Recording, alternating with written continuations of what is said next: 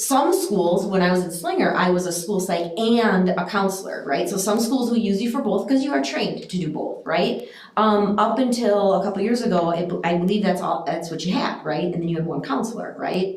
And now it sounds like you have all counselor in each building. And what ended up happening is I think you guys were looking for a counselor for the middle school, but and so counselors can't do those assessments. They weren't trained to do assessments. They're trained to help all kids, gen ed or special education students. So they're supposed to be in classrooms, they're supposed to be doing, something prevention. DPI has, competencies and things that they're supposed to be supporting their building principal and supporting the district to do. So they're a district-wide asset.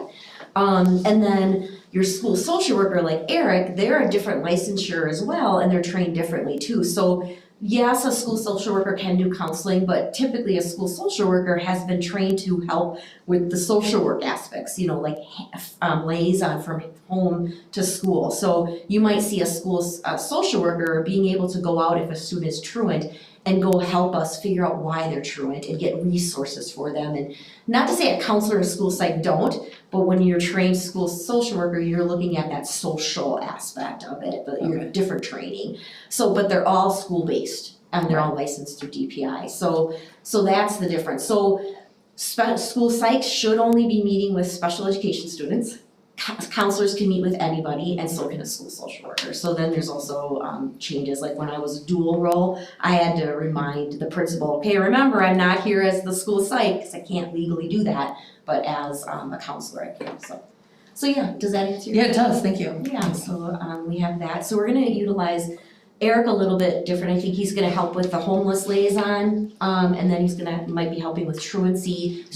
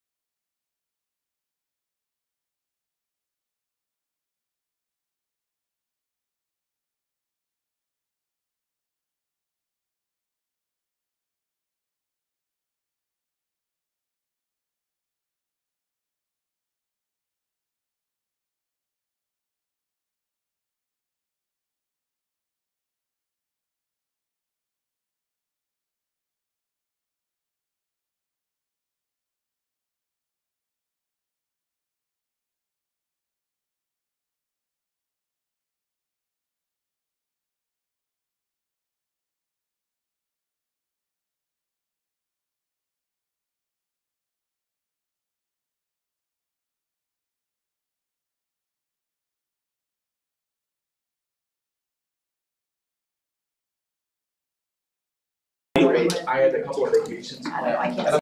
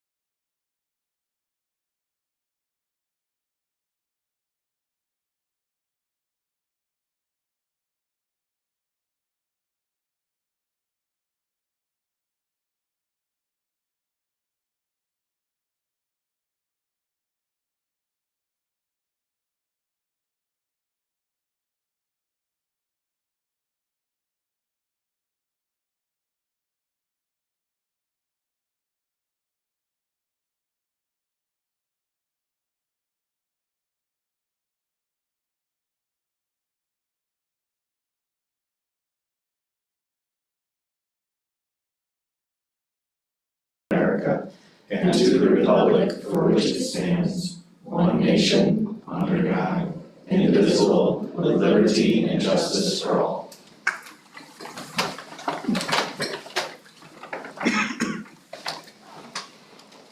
Okay, proof of giving public notice. Notice was given. Thank you. Item number 4 is not needed. All members are in attendance. There is no public comment this evening, so we can go right into committee reports, and we'll begin with PPC. All right, PPC met on October 17th on a Friday. We discussed a personnel report, which is in our consent agenda today. We also discussed the substitute teacher program, and we're working with Kelly that's out there to build a pool and help and assist. So you can see a couple ads that are out there. We also had a discussion on 8390, which is animals on district property. We had a much discussion on what the use was for, allergy questions, and at that time we figured it would be best to go back and do some more research and with this and other districts and best practices. So we have pushed that out to get more research and information coming back. We also discussed policy 5310, which was health services. It's something we don't use. My question, I guess, 17 would be, because we don't use it, but it's on the site, do we need to vote to bring that down? To remove it, or is it okay that we just take it off? I guess for me, it's not applicable to our district at all, so to me, it's something that we would just remove and not vote. Okay, but it it's up was to out there, you. I saw when I was trying to figure out today that it wasn't Yeah. posted. It's hard, that's a difficult one, because we did a batch approval, so it is technically a valid policy, even if not followed. Are we able to vote tonight to pull it? Without it being on the agenda, I think we'd have to move it to the next one. Okay, we'll move do it to it. November, but please have an understanding that it is not something that we utilize, nor would we utilize. Okay. And just because we don't have a nurse on staff, We don't have a doctor doctor on staff, thank on you. staff, we would call 911 in any emergency situation, so that eliminates the use of this. And we do have a policy that covers, it's just Correct. not to the extent that this policy. Right, this is a typical requests. high school policy. Okay. We researched, no other districts in our area have it, we have 2 high schools that are in this area that have this policy, but that's because they have athletic trainers and coaches on staff to manage football injuries or basketball injuries. We don't have that here, we would just call 911. We have a nurse, but it doesn't qualify for that, okay? We also talked about Neola updates, and as they are listed on that meeting agenda, so if you want to go back and look through it, they're just the basic superintendent to administrator, all those little changes that are out there, that is under the superintendent's ability to change those. So she brought forth all of those to look at, and she's gonna make those changes and updates. As well as an update for the employee handbook. We had, our policies stay the same, but there's a little more specificity to who can take PTO and how that works. So that's been added to it, as well as a sign-off sheet for in-person paper sign-off. We've already had electronic, now we added a paper sign to that. For an acknowledgement. For yes. acknowledgement, yes, thank you.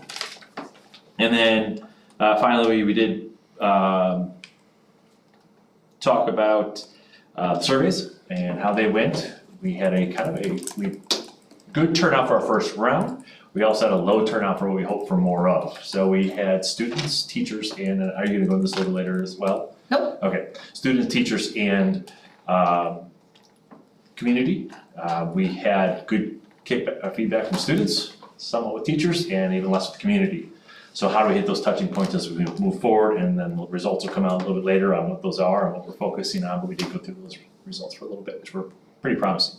Yes, and for the public's edification, we will be doing it quarterly. So we did our first one here, and then we'll do another one in December likely. We'll probably avoid February. We'll hit the first week in March because nobody likes February. And it's just a hard month, right, to work through. And then we'll do one at the end of the year. And it is truly our hope that we'll gain more participation across the board. Obviously, the students are taking theirs during advisory. So we would hope that that would be a high rate of participation. We're gonna work a little bit harder to gain feedback from our teachers, our staff, because we only had a 34%. So we're talking about ways that we can ensure that our staff are gonna be taking that, as well as our community at 14.5%. It's really important for us to get the feedback to help us know what you want from us. So please be watching for that. We are going to try different methodology and over 4 times to do it to try to increase that taking of the survey. And these are completely anonymous, right? Completely Like there is no way anonymous. you can tie back. Nope. Because I know I had heard some people say, well, I want to, but I don't want this tied back to me, which if you're gonna say it, you should say it regardless of if it's gonna get tied back to you or not. Let's stand up and say it, but that is good to know that it is Yeah, complete, like even teachers and everything too. Nope, 'cause- everybody. So the number one indicator is you can turn on to see whose email it's coming from. It's turned off. And the reason you know that it's not is because you don't get asked that question and it's not listed at the top. You can always look and check for that. If it Okay. says collecting emails, then it's not anonymous. That's good right? to know. But if it doesn't ask for any of that, the only thing that you did get was a response that said, thank you for taking our survey. I set that purposefully because Ave just wanted you to know that we received your response, but also really do appreciate your support in completing these surveys. But that's not because I knew who it was. It was just an automated message for anybody that completed it. I think one of the important things is these information comes in, it's what are you gonna do with it? And I think as we continue to get the more information and be able to do more stuff with it, it's proving that we are taking it seriously and looking at it in a good way. So excited to see what's continue to go. And then lastly, we did talk about future discussions, and it was talked about with the AI as just to kind of get a gauge of where we are, where the districts are, and where the environment that we live in is. So it was challenged to Tina and the team to, what are we currently doing now with AI? What's the future look like? What belongs in schools, what doesn't belong in schools, and to come back to us so that we can discuss it as well as a board. So hopefully future meetings we'll have some more conversations with that down the road.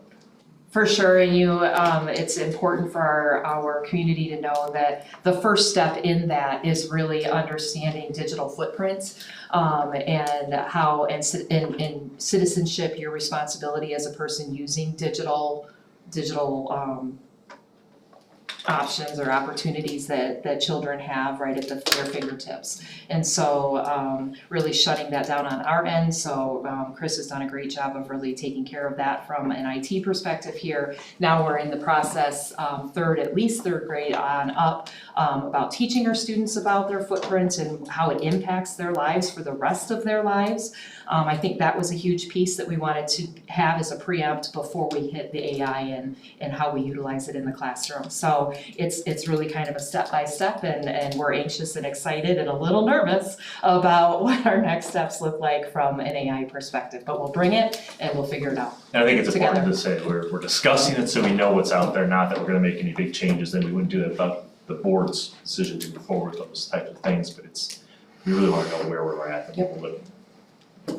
Great.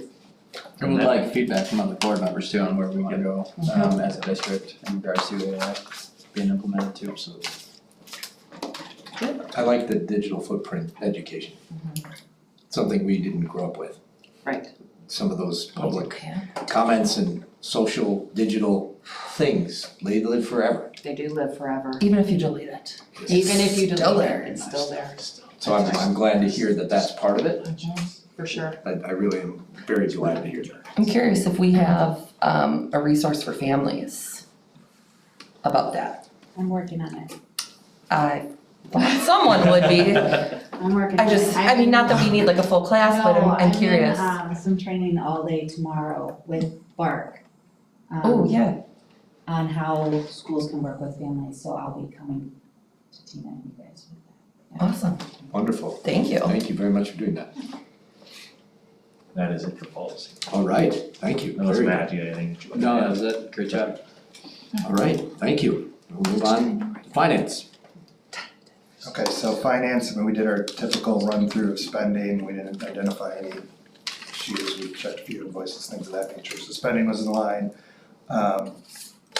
We obviously spent most of our meeting going over the budget, which I won't spoil any of Patrick's thunder other than to say I thought he did a great job in presenting it to us and kind of laying out what's changed from what was presented to the community a month or two ago. So I think we're in great shape there, but you'll see that in a few minutes here.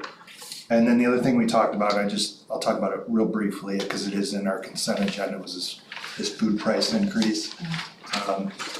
So the gist of that just is that there's, basically our food service has traditionally been kind of self-funding. By that, I mean, whatever government money we get, plus parents paying for food in their accounts, generally funds all the kitchen and the food and stuff like that. I think we did a slight increase last year, but we hadn't really increased prices for quite a long time on a lot of stuff, and it's caught up to us. And so in our first pass at the budget, we were gonna actually have to pull money from the education fund to put into food service to pay, because we're coming up short on items. So we have like 15% or 15 cents to 25 cents to 50 cents increase on a la carte items.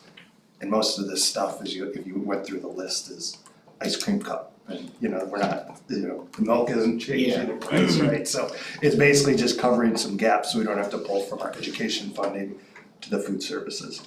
So just to echo what Matt said, it's more so looking, in addition to what Matt said, the idea behind Fund 50 is it's a self-sustaining fund.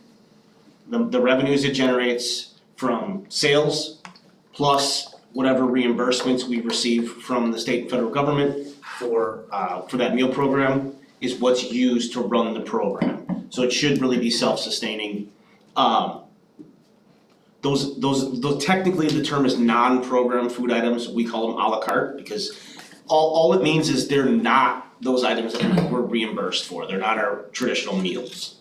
The whole idea behind that is your non-program sales should not subsidize your program sales, or they should subsidize your program sales, not the other way around. And the way we had pricing working is we were running a deficit. So we were really subsidizing those a la carte items by what we were getting reimbursed from the state and federal government.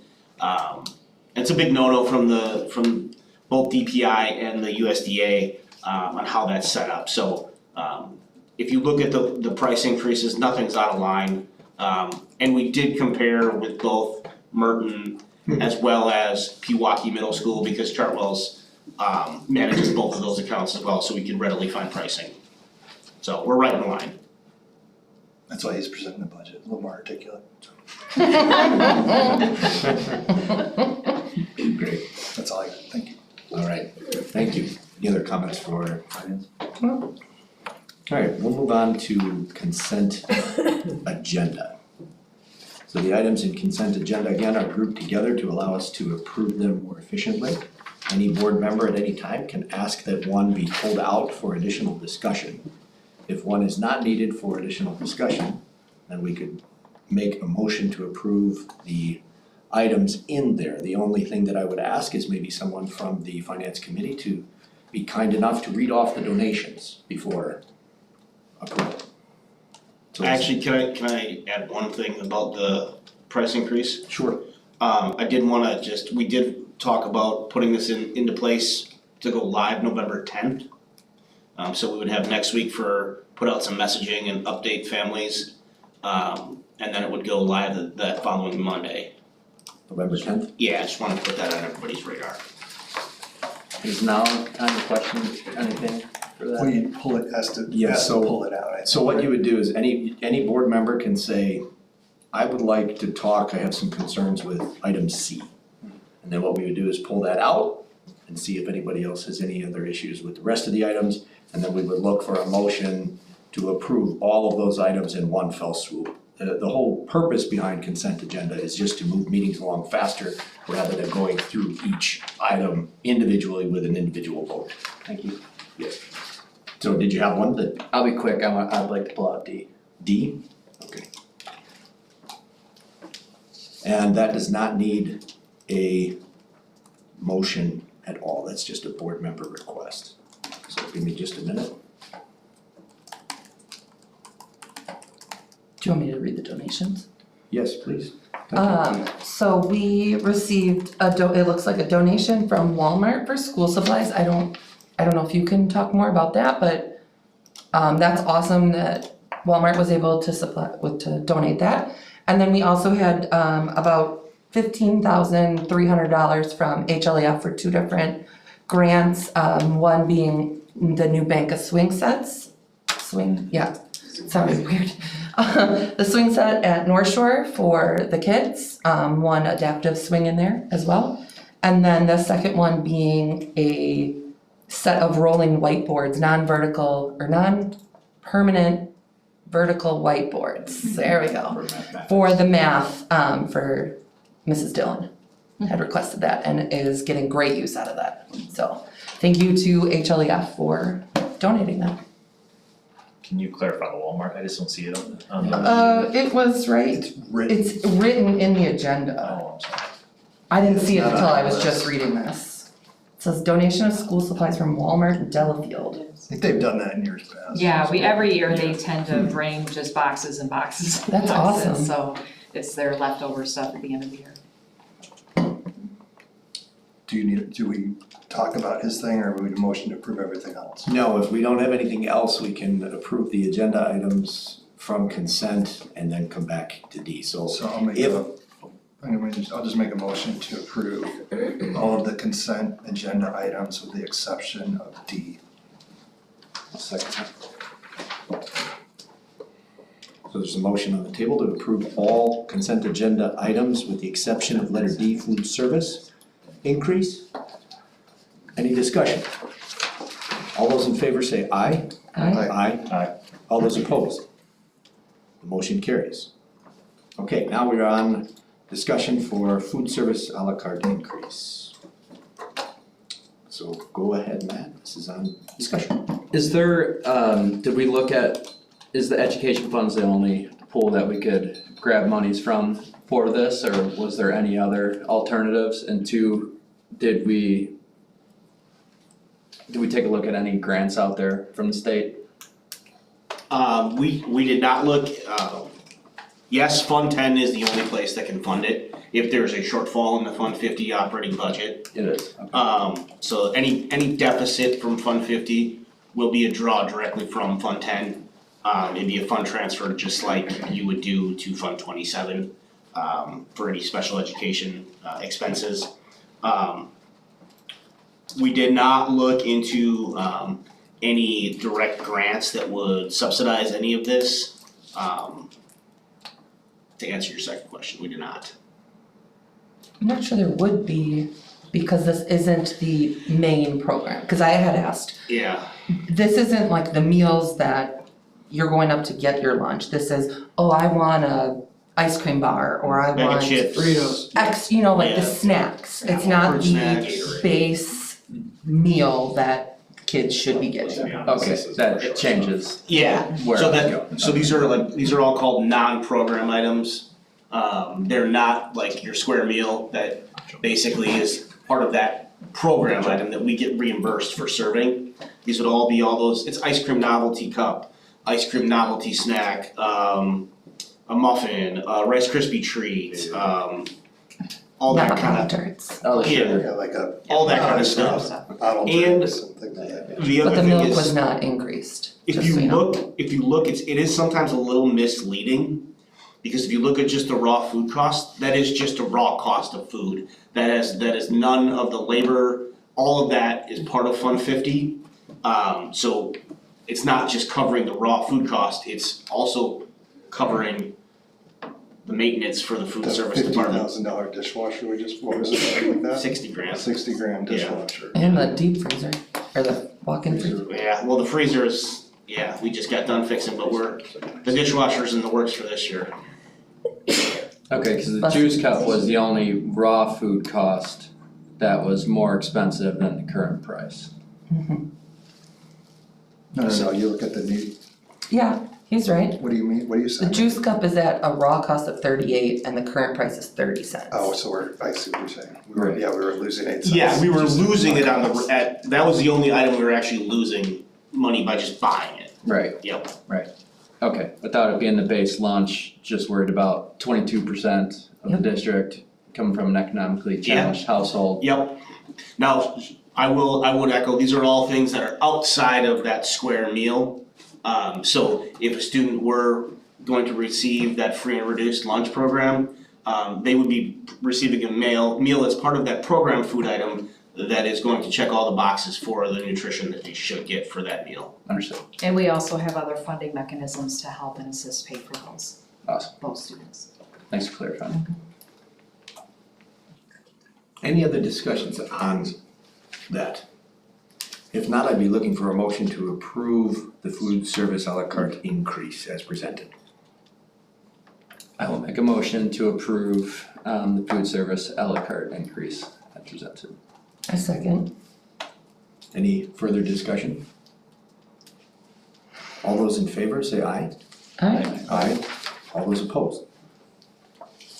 Motion carries. Thank you, and thank you to our donors, HLF, Walmart, and others. Okay, moving on to number 8, the district update from superintendent. Yes, so I will let our principals kind of get themselves ready to roll here. We're really looking at a messaging shift from features to benefits, building our value through the stories we tell. And tonight we have our exceptional leaders here to share a little bit about the first 2 months of school and the great things we have done here at Heartland North, South, and North Shore Middle School. I just kind of want to talk a little bit about that shift for families. When we meet as a team, we're really talking about refining how we communicate about our district. And as an example, we use words like small class sizes, rigorous academics, highly qualified teachers. And when we kind of think about that, that's really a feature of what we have here in the district. But the real question here is, what's the benefit?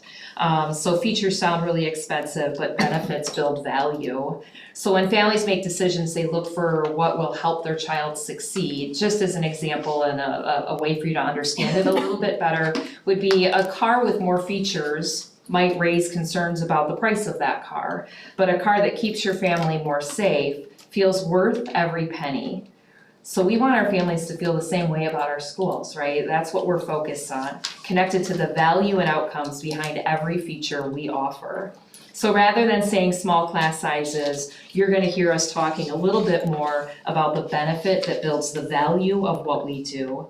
Really focusing on, instead of saying we have small class sizes, we're really focused on every student being known by name, strength, and need, thanks to our small class sizes. So we hope that you will join us in this new mission, in this new messaging shift to kind of understand the value of what it is Hartland-Lakeside has to offer your child every day. So without further ado, we will turn the mic over to Heather Whalen and all the great things going on at Hartland North. Do you want me to sit, can I just sit here? What do you want me to do? I think, why don't you get on up there so that people can see you, and then we'll, at the very end, just so the board is aware, we're gonna go through the presentation and they're gonna talk through all the things that they're doing, the great things. And then at the end, we'll have just kind of an open mic kind of conversation if there's something that you're wondering about what's going on. I will also let the audience know that I did ask that our principals come tonight in their t-shirts that support their schools and their missions and the work that they're doing. And all of their employees have designated days that they join in and wear those t-shirts, and that's just part of the unity of the district that in the building that they are in. So Heather, go for it. All right, awesome, thank you. All right, well, I know we're all excited to share about what's happening at our schools, and the first couple of months have been real busy and off to a really good start. So obviously starting with Hartland North, where we really start setting that foundation for the love of learning. And this year we started with our usual, which we always have a theme, and this year our theme is that we all swim in the same school, and really around the Finding Nemo movie, who has a lot of really great characters that have a lot of really great messages and traits that we're pulling into what we do. And it fit really well with our new initiative around that portrait of a graduate. And what we have found is that we introduced it at the beginning of the year, and we had such great buy-in from everybody, from our staff, and as our parents are learning about it. And it's really unified our school, North as a community, but more than that, the district. In the three principals talk, we're talking about portrait of a graduate nonstop, and about how we're tied together through that. So that's been really good to connect everything we do from the classroom to everything, the growth that we're seeing and success in our kids. So this year, Ready, Set, Go was the theme we started with, and we spent a lot of time focusing on the expectations and the routines and the common language in the building. And at North, all of our classrooms start with a morning meeting and they end the day with a closing circle. So what we did is we took that piece of what they do and we brought it to a school-wide assembly. And it's one way that we're coming together as a school, and we are using the same format that they use. the reason we do a morning meeting or a closing circle each month is to include our 4Kers, because we have AM and PM, so we want everybody to feel included. We're lucky that we have the RAP program because a lot of our, if we do the morning meeting, a lot of our PM kids are in RAP, so we invite them as well. But for the kids who aren't there, we do both. So we do the same structure where we all gather in the gym, everybody has their spot that they sit, and we start with a greeting, then we have a share, we do a turn and talk. There's a morning message that we read on the screen. We also have a school song this year, which we've had every year.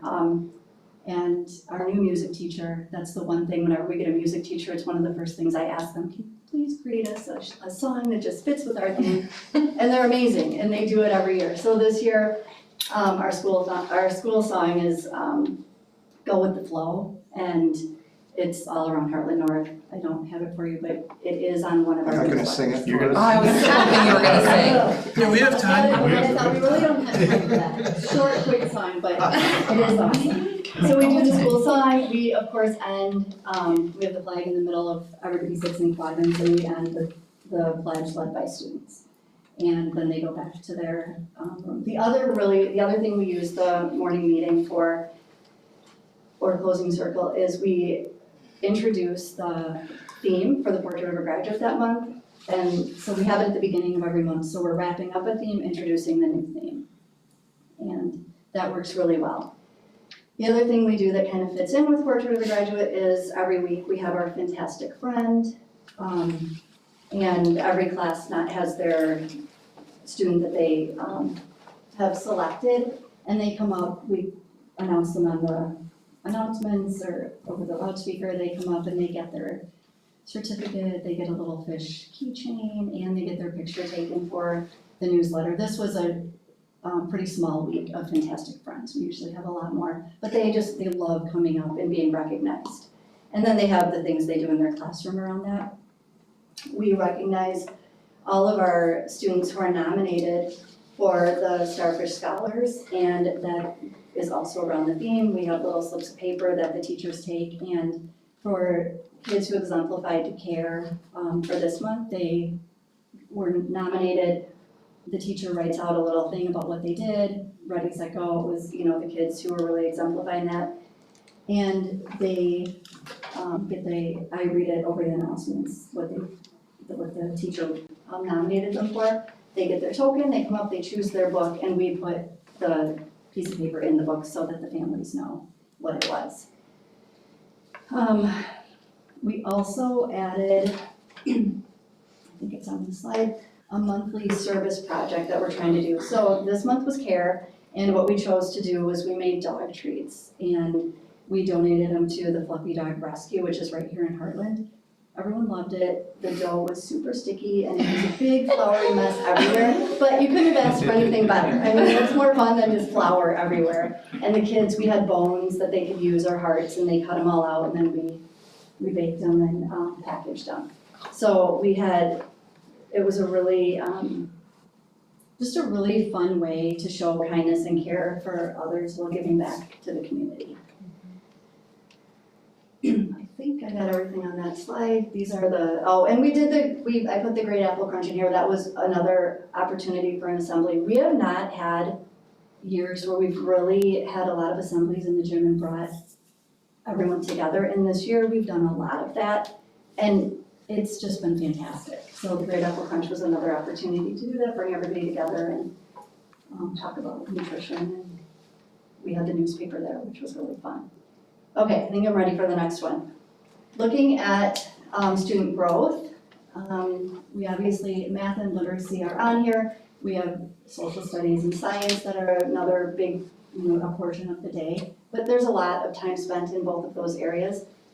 It's the fourth year for our new math curriculum, and since we've started it, we've seen so much growth in our kids, and it really fits into the same structure that we use for literacy and social studies and science, where they're really working together. And so that's been really nice. When it comes to literacy, a really big accomplishment that our K-3 teachers finished this year was the Act 20 training. It was over 28 hours of training to get that done, and a huge test that they had, like a comprehensive test that was over 144 questions that they had to pass to get their certificate. And so K3 did that, we joined with South, and we're just really proud of our teachers for doing that, because it just shows that our teachers are learners just like our kids. And we just finished our fall reading readiness screener, and we're really proud to say that we didn't have any kids who we don't have any kids who are at risk for being ready to learn how to read. So that speaks volumes to where we're at. We also did a writing checklist with all of the teachers to calibrate the writing that we do and to make sure that all of our teachers are looking at writing the same way. And those are just some samples of writing. Up there. I think that's everything about that. And then just to wrap up, a few other things that we have woven into what we do. Obviously, our specials are a huge part of the day, and just bringing everything together. And we just had our 4K, is the parent outreach, is what the Touch a Truck is. And we had that tonight, which was we have really good turnout for those events. And I think Tina touched on it a little bit, that, if we're inviting kids and families and it's something that kids are involved in, we get parents to come. And these events are really, really well attended.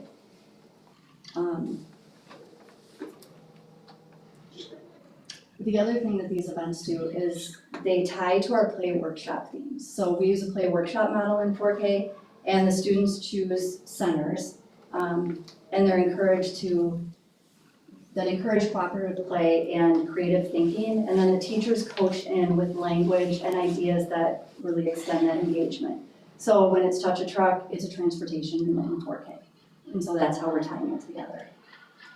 The new library continues to be the heart of Hartland North. The kids love being there. It's one of their favorite places to be. They love the cozy nooks where they can sit and they can read, and really just, they love the books. We have a new library teacher in there this year who's doing a fantastic job of making sure that they're finding books at their level, books of their interest.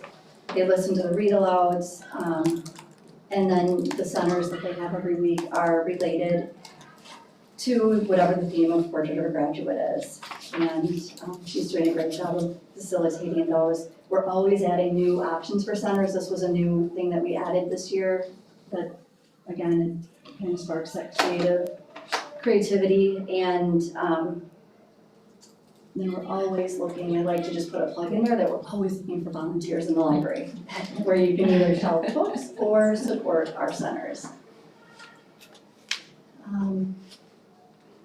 Art and music, the kids are thriving in art and music.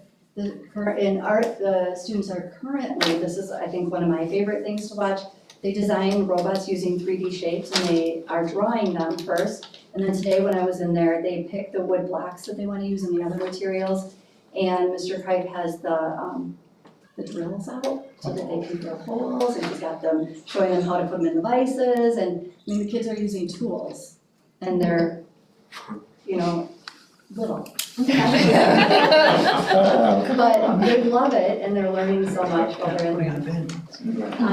Music this year, not only are the kids learning the new songs, but they're also learning the physics of sound. They're building string instruments at like guitars, and they're using shoeboxes. They made harmonicas the other day, and they all came out playing them, and I was like, oh, can we take those out for recess? Put those in your backpack, take those home. Show your parents. So they had a really good time, but they're learning like what a steady beat is, and music notation, which is just like the language of music, how to write the notes. And We are really excited for the first concert in December, which is based on the book, if you're familiar with Snowman at Night. So it'll be around that. Playworks, this is a really big thing. So we're excited about it. It's new and we're just kind of figuring out the logistics and how it's working. And so we've put a lot of time into this and we introduced it at the beginning of the year. So what Playworks is it's a program that builds positive play and problem-solving skills. And since we have the youngest learners, like we're teaching them how to play and we're teaching them how to problem solve, and where's a better place to do that than on the playground? The staff were trained in September at our first PD day, and they have kind of coaches that come out and they trained. We spent 4 hours basically playing games and found out that we have a lot of really competitive staff. But we had so much fun, and it was how to lead games, how to model strategies for conflict resolution, like using rock, paper, scissors, but we don't call it that anymore, we call it Rochambeau. And the kids, they've just grasped that so quickly, where when they play tag, there's no like arguing over, you didn't get me, they Rochambeau everything. And then whoever wins, they just accept it. So we're teaching them some new games. We have this one game called Switch, same kind of thing where the person in the middle yells switch, they run from corner to corner. If 2 people gets there, it doesn't even matter if the person got there before you, we're gonna Rochambeau it. Whoever wins is gonna stay at the corner. But there's no arguing about it. They just have chosen to use that as a really good way to problem solve. Mr. O'Rourke, the gym teacher, he teaches the games in gym class. And then our teachers take the kids out, show them we have zones, show them the zone where it's going to be played. And he's teaching, so the games, the cooperative skills, and then we bring them to the playground. So recess, what we're seeing happen is becoming more inclusive. It's intentionally designed spaces, and every student can feel welcome to join in any game. They're learning not just to play, but to include others, solve problems, make decisions together, and they're building new friendships while they're doing it. So we're really seeing some value in that. They also do, when they line up, there's a lot of, they're in line and there's a lot of kids in line there and they're in each other's space. So we do like little chants with them, and they say I say it, you say it kind of a thing. Keeps them busy while everybody's coming up, and they're excited to join. So they're running to get there. We don't have our little dawdlers and they're getting there. We have, they do the little chant, and then there's always an end to it that brings everybody down, ready to focus and get back in the building. So that's been great. And the last thing is just the would you rather. I think it's worth mentioning because it's a little fun interactive bulletin board that we change every week, and the students vote on what would you rather. And the one up there is would you rather, this was a really easy one, would you rather have a puppy or a kitten, and they can vote on it. And then I announce it in the morning announcements. And they all are just waiting for the next board to come out. Which one won? So that's been. Who won, the cat or the dog? The puppy. Yeah, the puppy won that one. This week it's, would you rather have green skin like, I forget what it was, but like green skin, or be furry and soft like a werewolf or something on Halloween. The furry and soft is currently winning. So yeah, we are so proud of everything that's happening, and always thank you to our amazing staff, students, families for making North such a wonderful place to learn. So with that, thank you. Great. Questions, I can Thank maybe you. answer them. Thank you. All right, very All good. right.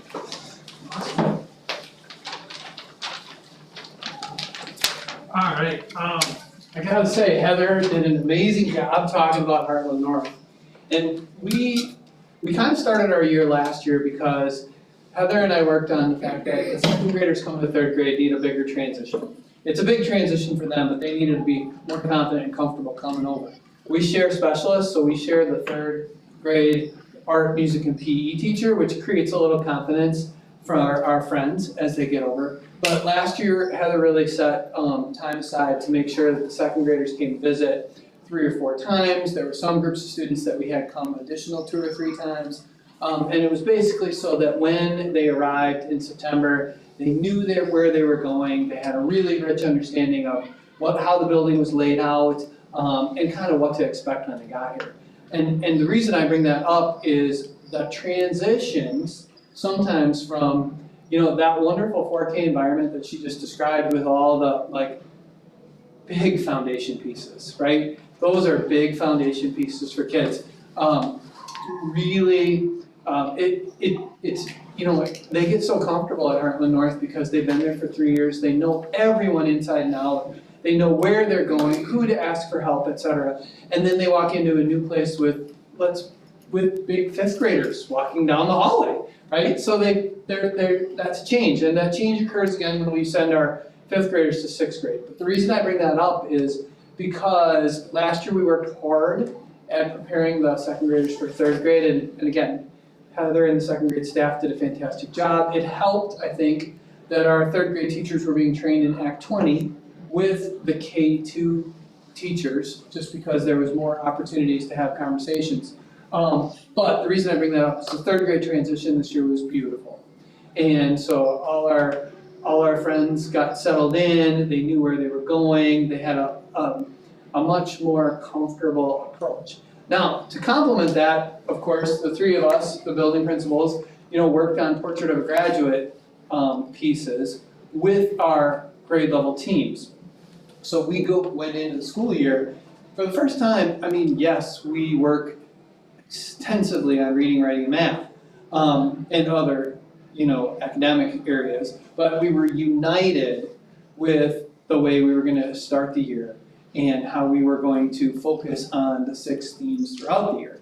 So that created a real, again, a purpose, a unity, which I think, as Heather talked so well about all the great things that are happening when it comes to how they interact on the playground, how they interact getting in lines, the things those skills are going to help transfer as well. And even though Portrait of a Graduate is really only 8 weeks old, right, we want to see the transfer of what they learned going through these 6 themes over time.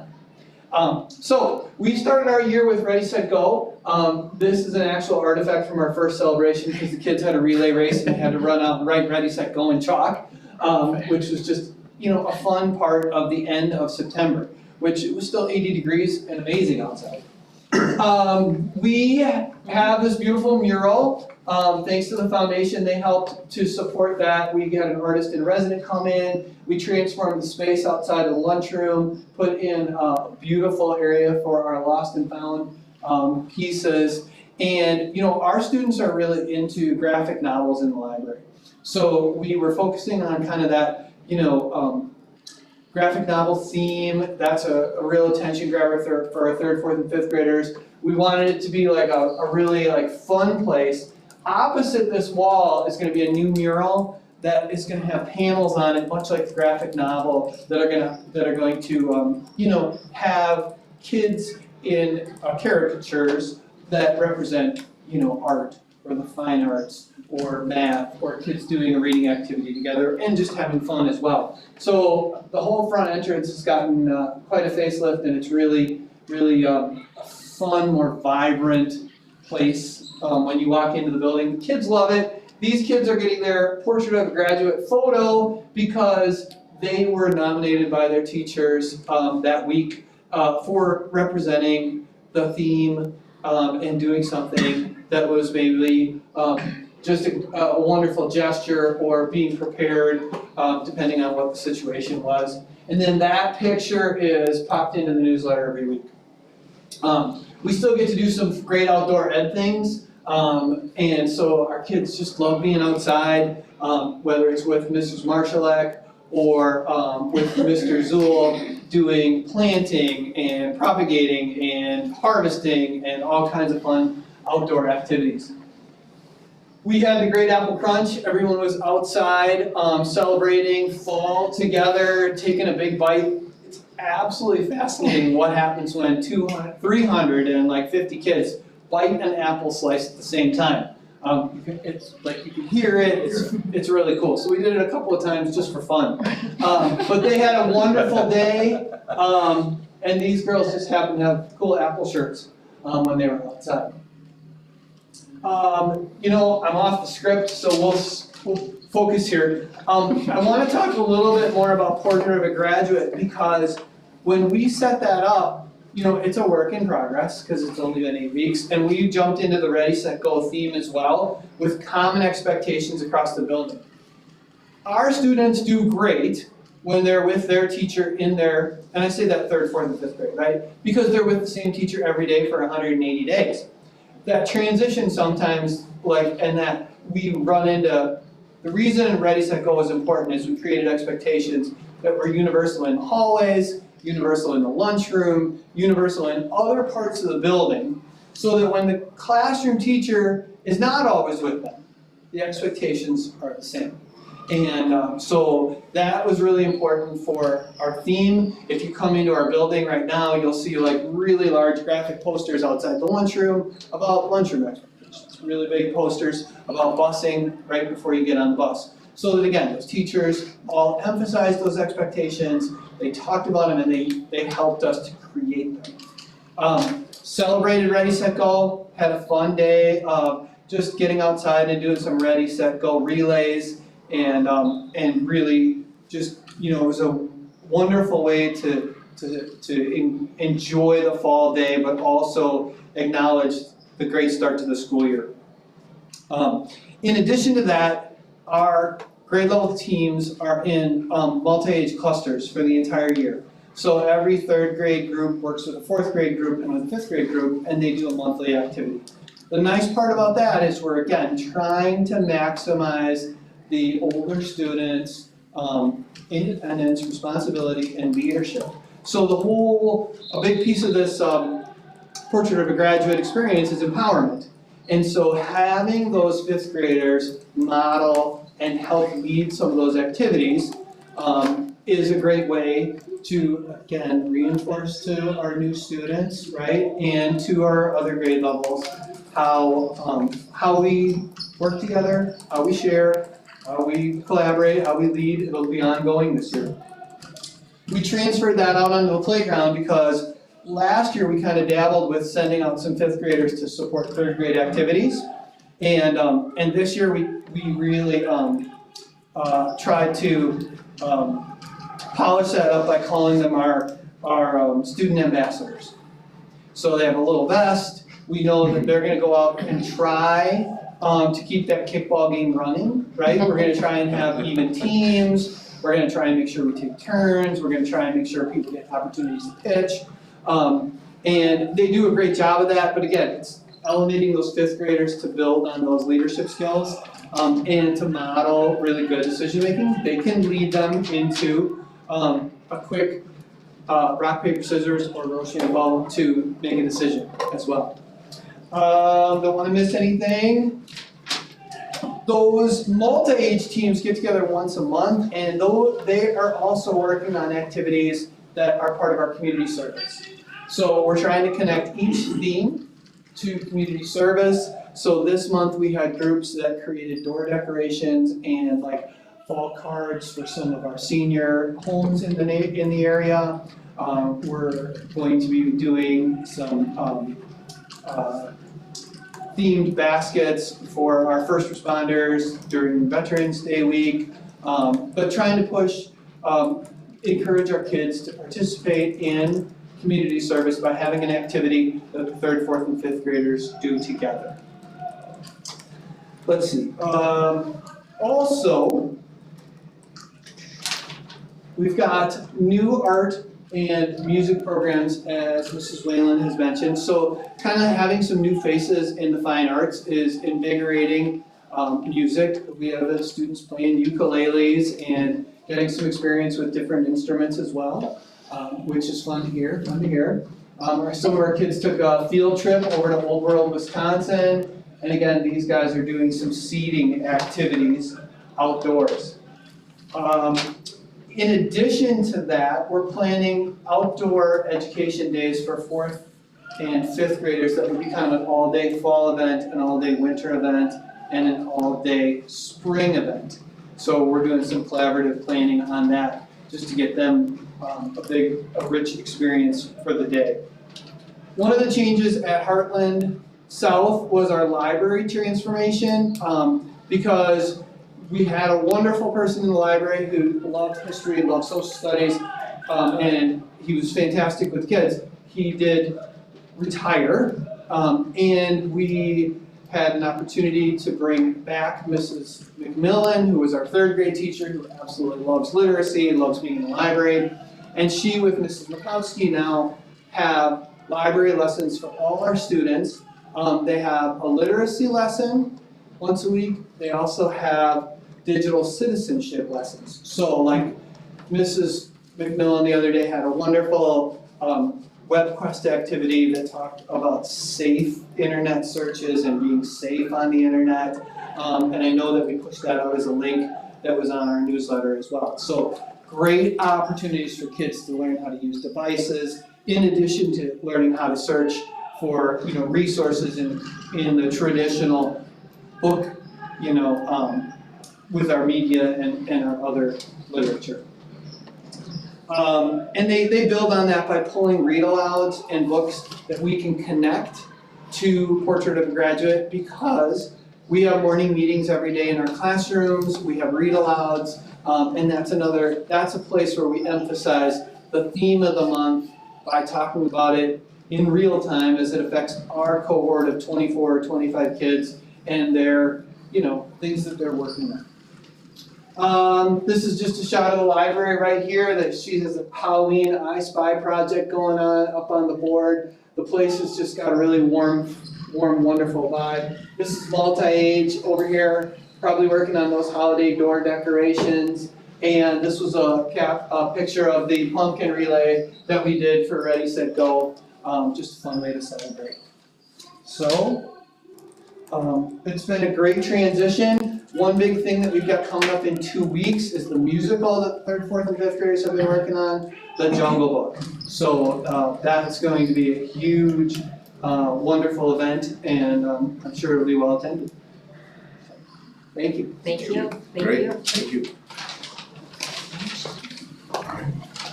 Taken. You want?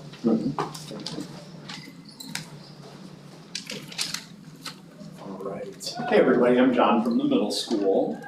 I'm gonna stay on script. I prepared a script, and I'm going to stay on script, because when I get off script, sometimes we just go all over the place. So, the school year at North Shore Middle School started strong with energy, unity, and purpose, rooted in our theme of empowering every student. Okay, empower. And we're proud of our school, and we're glad that every person is here. That gets said on the announcements every morning. I start out with saying, good morning, North Shore Middle School. Today is Wednesday, October 29th, and we're glad that you're here. They hear that every day from adults in the building, and students kind of joke about it, say to me, Mr. Fox, I'm glad you're here. I know it's resonating with them. They say it in jest, but it's resonating. They're getting the idea that we are glad they're here, and that is powerful. Students established relationships with their new teachers all the way back at welcome conferences, and quickly developed routines during those exciting first days of school.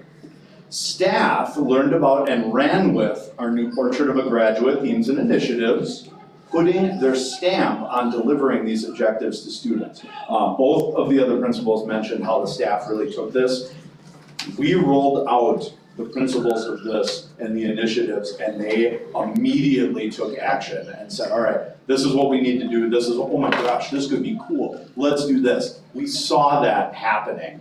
And it wasn't one of those things where at the beginning of the school year, there was a meeting, so we did it then. They're still doing it. They're still evolving with it and talking about how we can get this going, keeping it off the ground and running. And that's when an initiative becomes something that's permanent. And that's what it is, and we are all committed to it. We have several new staff members at North Shore this year, and they've truly been welcomed with open arms. New staff receive regular coaching, feedback, and they receive a lot of strategies from their veteran mentors, as well as our interventionists and coaches. We are ahead of the norm when it comes to our opportunities for staff development. And I can speak to that because I am new this year also, and I've been in a few districts before here. This place is absolutely awesome for our adults as well as our kids. And all of that just simply translates into a richer outcome for the students. It is hard to believe that second quarter is just 1 week away, but they say that time flies when you're having fun. Our next slide is all about teaching and learning. Just like all of our students and teachers, I'm learning each day too.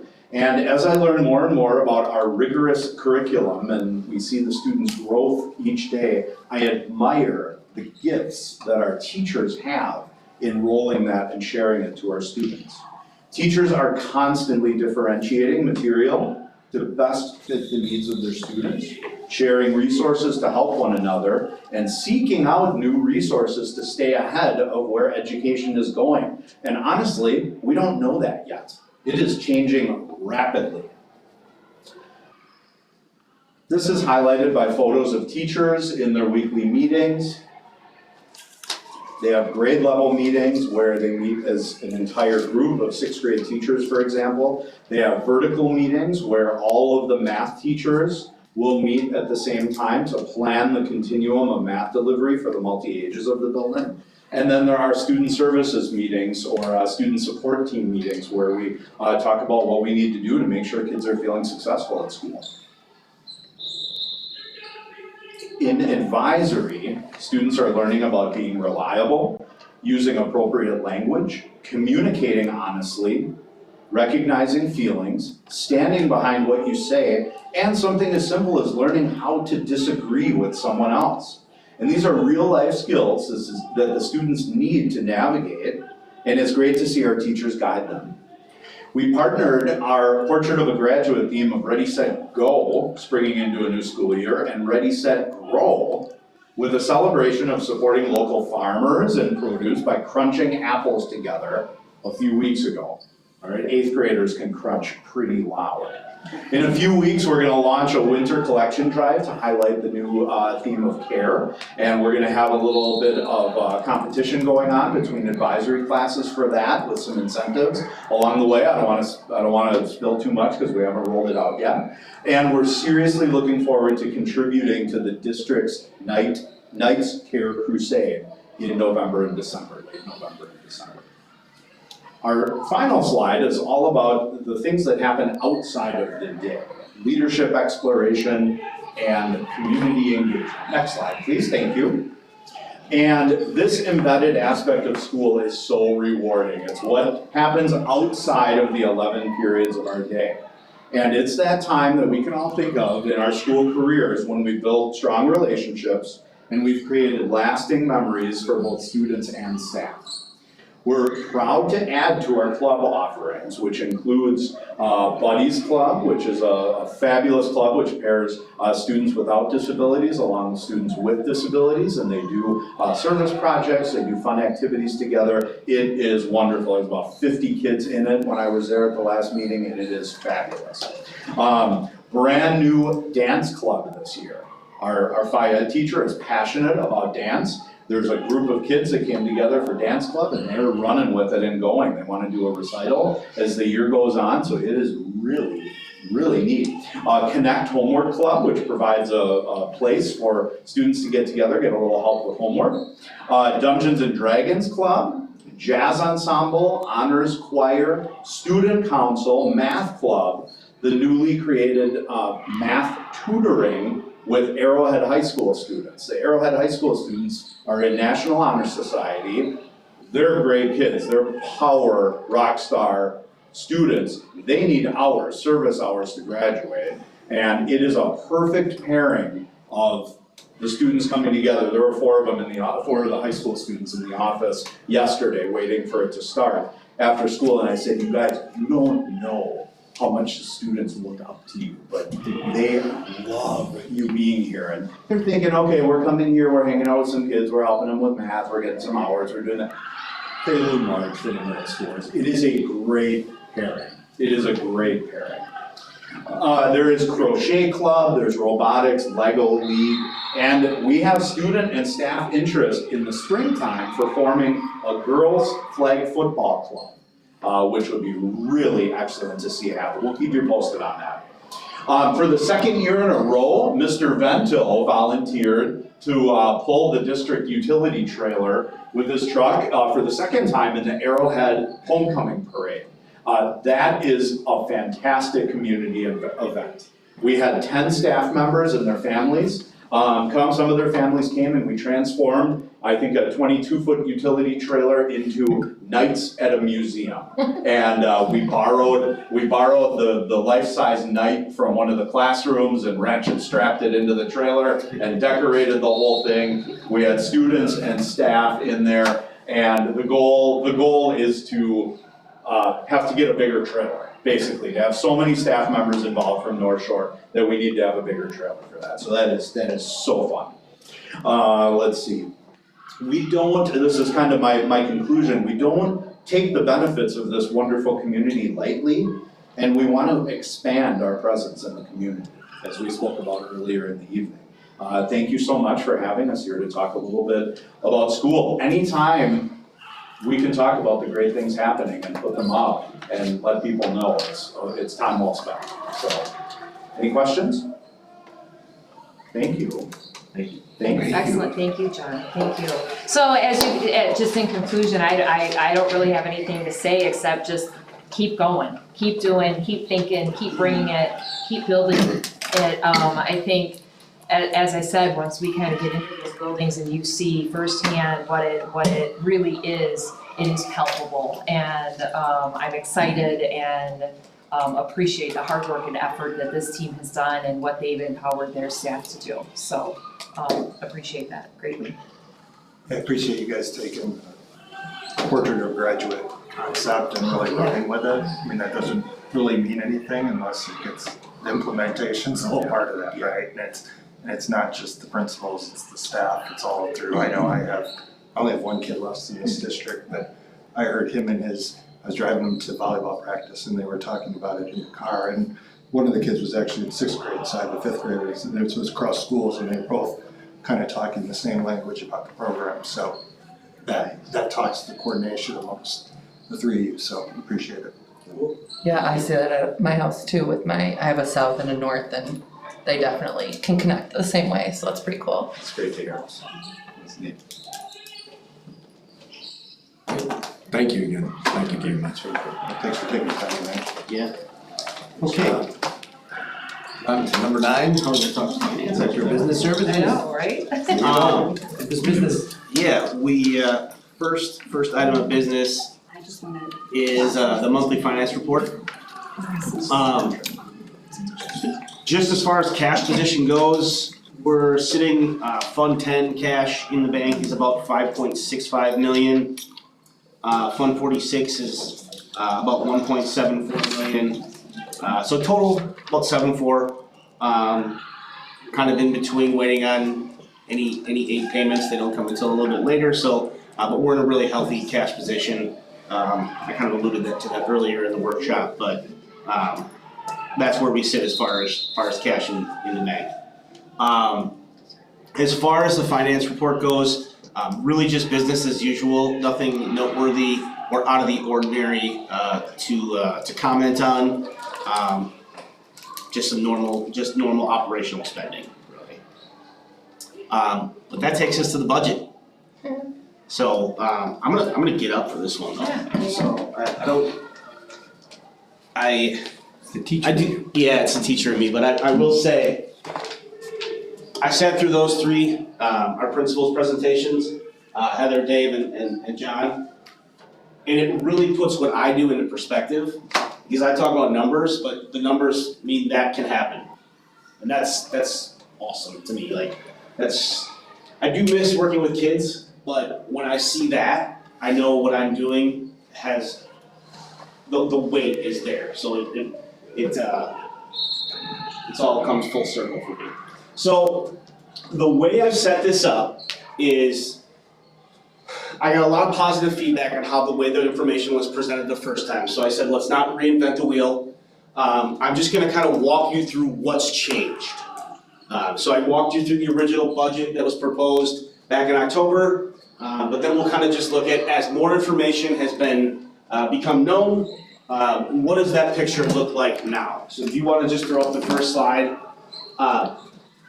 So the way I have this set up on most of the slides is I'm going to show you what was presented to you as far as the prelim budget, what I'm presenting to you as a final budget, and any changes that may have occurred because of the information being fully known. So as I kind of iterated earlier, membership or students drives funding, okay? We had initially projected full-time equivalent membership would be about 1137.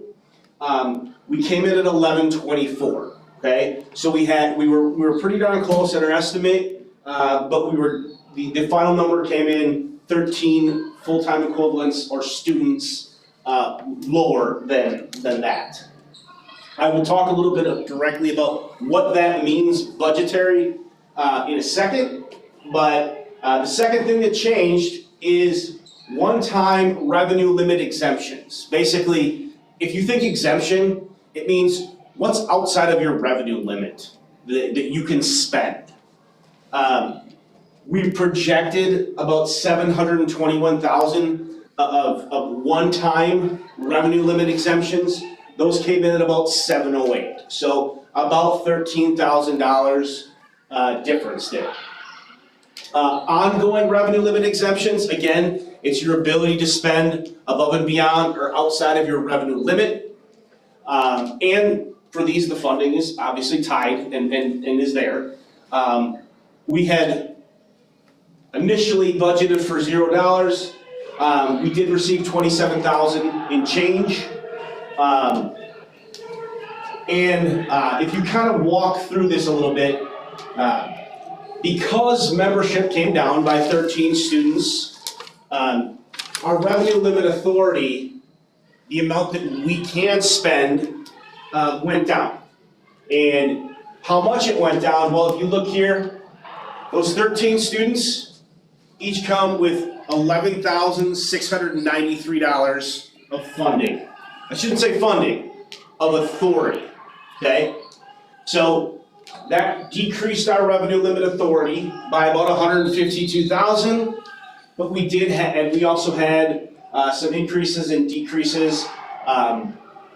So that 27 offset it a little bit. So our overall revenue limit authority, the amount that we have the ability to raise as far as funds, was about $138,000 less than what we initially budgeted.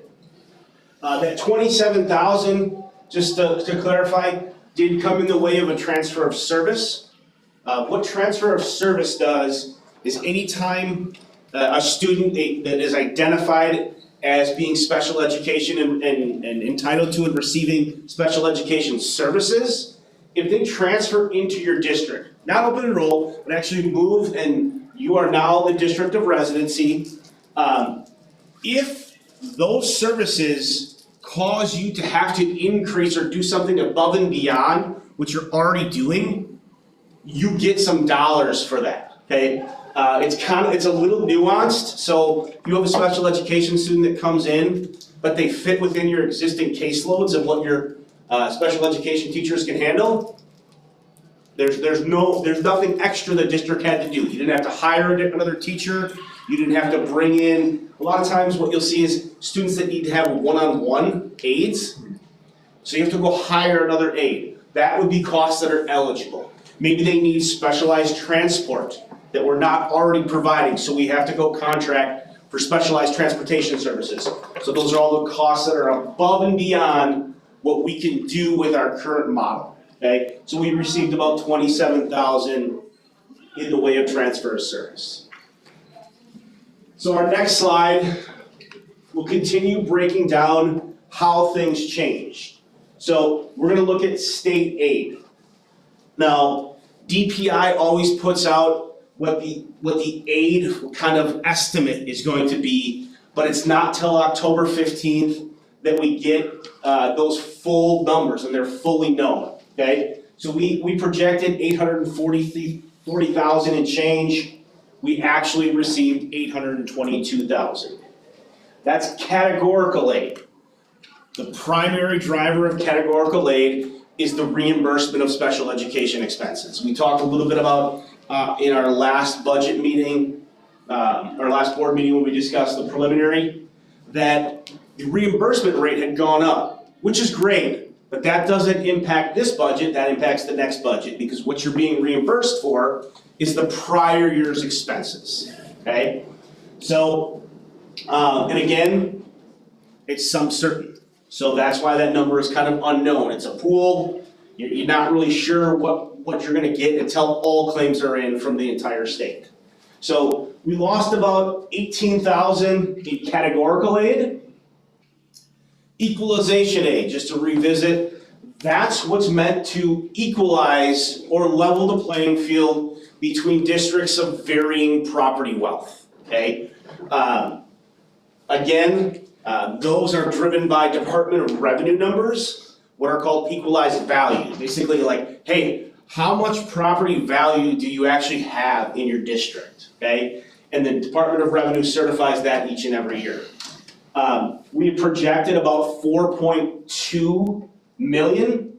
We're actually, or 4.42 million, and we're actually gonna receive about 4.37.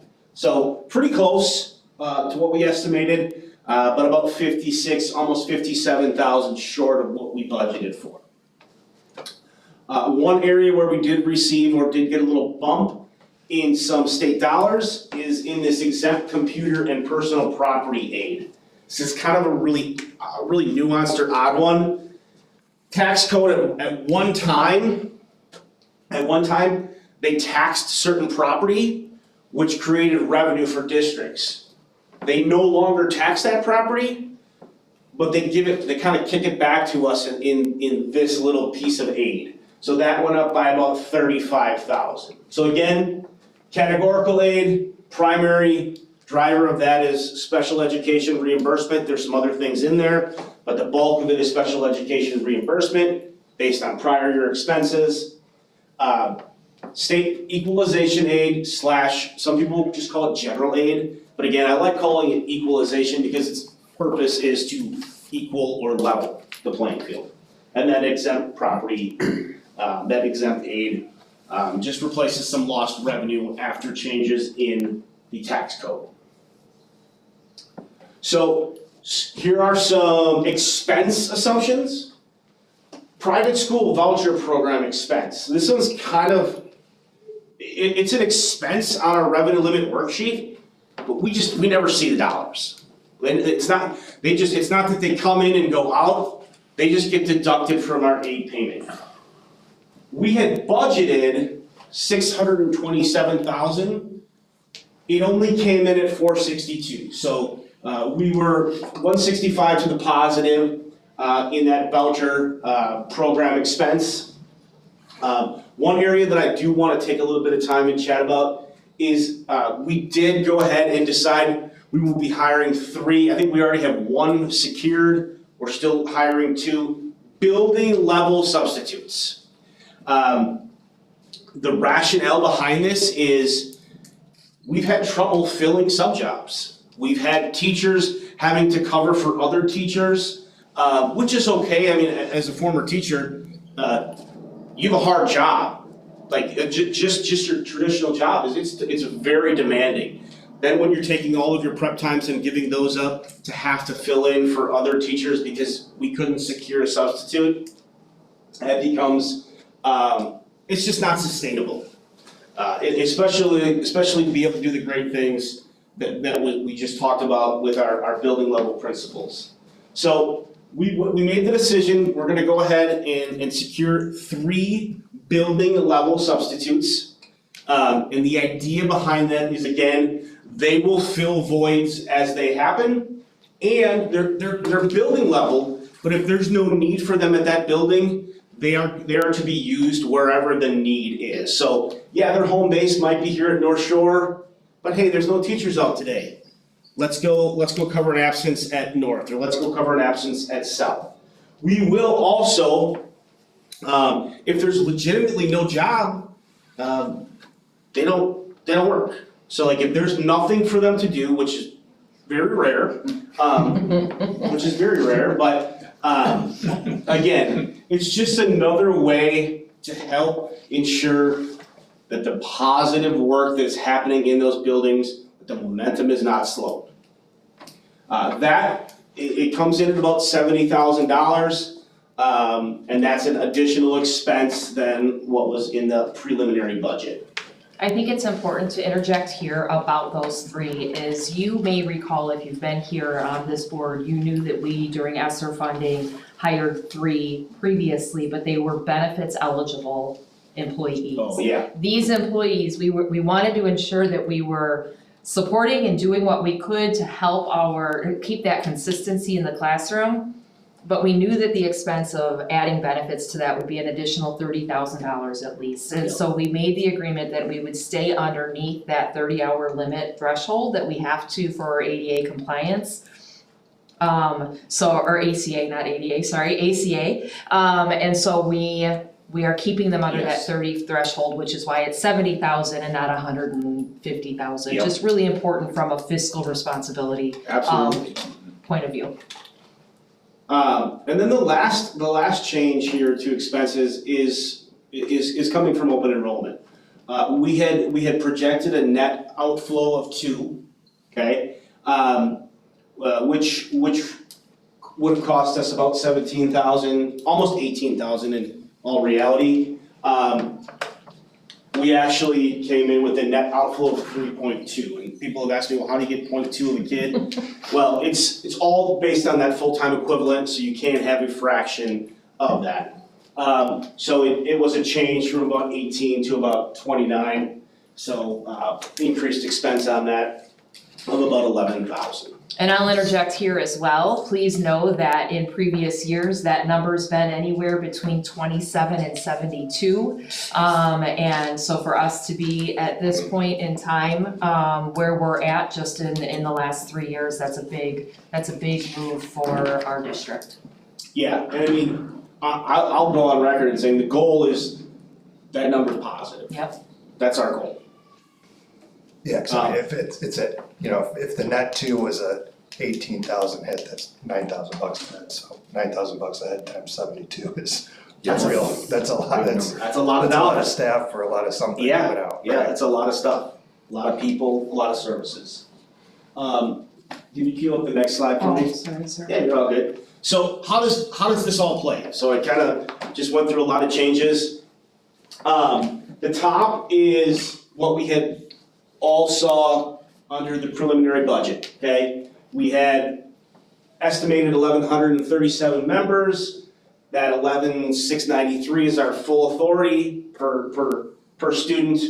One-time exemptions of that 721. We didn't budget for any ongoing, which brought our initial revenue limit authority of about $14 million, okay? After the chips all fell on the table and we figured out all of those assumptions became known, we're working with 1124 membership times the 11,693 per student, plus the one-time exemptions of 707, ongoing of about 27, which brings us to our new and final revenue limit authority of about 13.877 million. So this is kind of the size of the pie, how it's changed and why it's changed. How is that pie made? What's going into it? Up top is what the ingredients were for the first go round. Percentages didn't really change much, so the composition's kind of the same. It's just the composition of what, okay? Green represents local property taxes again. They are gonna be increasingly important to fund this district going forward if the state continues to say, hey, we're gonna take a pass, which they've done this year. They said, hey, you can raise more dollars, but the burden's gonna go to your local tax base. So in our final revenue limit, We've got about 9.37 levying on the local community, and then about 4.5 million in state aid. This is just a summary of what we already just saw. Proposed about 14 million, new revenue limit about 13.8, 13.9. Local funds, again, percentage-wise didn't change much. The composition's about the same, but the dollars are changing as that overall size of the pie shrunk a little bit. Decreases in membership, one-time exemptions, transfer service aid, and some exempt aid were all kind of pieces to the puzzle that got us here. We're gonna jump into just some fund, what's kind of changed fund by fund. We'll start all funds. Gross expenditures. Actually, before we start talking about this, I'm gonna just kind of break this down for you. We've got 24-25, okay? Gray is what you saw originally last month, okay? That was the original or prelim budget, okay? The percent change, just so you're all aware, that percent change isn't how it changed from the preliminary to the final. It's looking at, hey, how has it changed from last year to the final budgeted numbers for this year? Just so we're all on the same page, okay? Gross expenditures rose about 5.9%. And if you look here, just to kind of speak behind the numbers, the primary drivers of that, wages went up by about 290,000 or 3.2%. Benefits went up by about 300,000 or 9%. And instructional costs went up by about 188,000 or 3.13%. Those were the three biggest drivers outside of the Fund 46 transfer. Okay, the Fund 46 transfer, I can't really tell you the percentage growth or gain because it went from nothing last year to budgeting about 350 and change this year. Okay. Interfund transfers are going to be your Fund 46 transfer and then your Fund 27 transfer to go ahead and fund the special education services. They went up by 27%, but again, the crux of that is because we put zero into Fund 46 last year and we're putting 350 grand in this year. That's really why that looks like such an outlier. So net total expenditures went up by about 4.6%. From 24-25 to the final budget numbers. Fund 10, so if you look here, this is kind of very telling. Revenues, pretty flat. Expenses, it's that 5-6% that we're kind of seeing as pretty standard across the board. And if you look at revenues, I like I said earlier, I pulled some specific information that Chris had asked for. Between 24-25 to 25-26, we lost, so real dollars, from 24-25 to 25-26, we lost $456,000 in state aid and $103,000 in federal aid. And as a result, local property taxes went up by about the same. It basically has to wash the two out. It's more of the dynamic of cost sharing is changing in education. It's gonna be becoming increasingly more burden on the local tax or local municipalities to fund any increases in the operating budget of your schools. Fund 10, our special education fund, stayed pretty flat. We had initially budgeted 1.693, and it turned out to be about 1.664 after a few changes were made. I had done a little research on how we were paying a couple of our people services, and much of their income was coming out of Fund 10, which is obviously not reimbursable. So we're gonna maximize that 39%. So that kind of made up a little bit of the difference there. Food service, this is where our discussion earlier kind of filled a little bit of a gap. We had initially projected about a $30,000 deficit for Fund 50. And again, Fund 50, it's designed to be a self-sustaining, self-sufficient fund. The revenues generated by the fund support the costs incurred by the fund. That's the way it's supposed to be. So we're getting closer to that, moving away from that deficit funding. Because if you have a deficit in Fund 50, you're taking educational dollars that should, in my opinion, be used for the direct benefit of students in the classroom, and you're taking those and you're having to prop up your food service program. So by making a few adjustments to pricing of those non-program food items, we balance that budget out.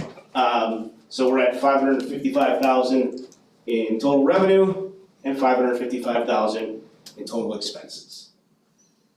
Lastly but not least is the community service fund. The biggest driver in this fund is our daycare program, and wraparound care and all the things that they can offer families. Fund 10, that's a typo. Fund 8 should be Fund 80, okay? Fund 80 revenues should be our 1.147. Again, I think I alluded to this a little bit in the last meeting. The revenues of the daycare are very, very hard to predict because it's all about the breakdown of where their kids are at as far as age-wise.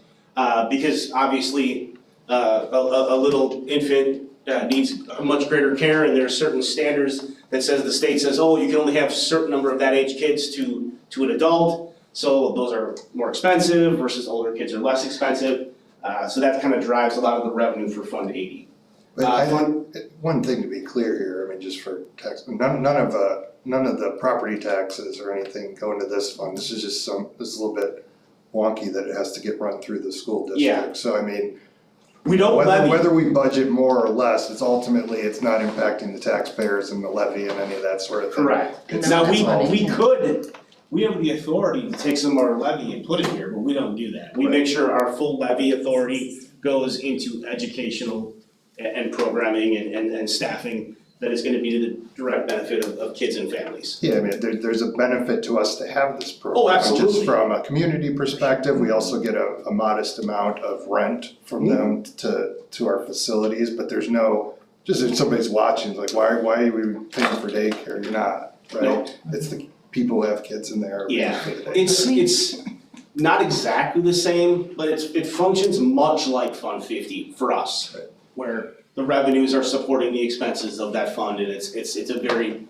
very much of a self-sufficient operation. Fund 10 balance, again, all of those great things that we're able to do in the classrooms don't happen if you're cash strapped. Our ending Fund 10 balance, and I just wanna make sure that this is noted, you'll notice that unaudited 24-25, it was 6 million right around, and now it's looking like 5-6. Again, we took that $400,000 and we put it into what's called a restricted Fund 10 balance, meaning it can only be used for capital projects, okay? As far as percent of operating budget, this is really how you tell what's enough. WASBO, which is the Wisconsin Association for School Business Officials, they throw out a benchmark of 30 to 35%, okay? So if you're in that 30 to 35% kind of sweet spot, that's a very, very healthy place to be. You can eliminate the need to short-term borrow, reduce any cash flow issues. And again, you can just be proactive with things, fix things when they need to be fixed, address things when they need to be addressed. And you have the flexibility to do that. Fund 46, this is one area when the revenue limit started to shrink. This is the easiest area to scale back a little bit. We have some need, obviously, but I thought this was much more prudent than trying to strip things out of programming or any staffing or anything that might directly affect the educational program that we're delivering. So we had initially budgeted for about $414,000. This final budget includes a $351,000 transfer to Fund 46. So with the 351 plus $65,000 of projected interest earnings for the fund, we're projecting an ending Fund 46 balance of about 2.1 million and change. I should know the answer to this, but do we think of that 2.1, I know that's for capital projects.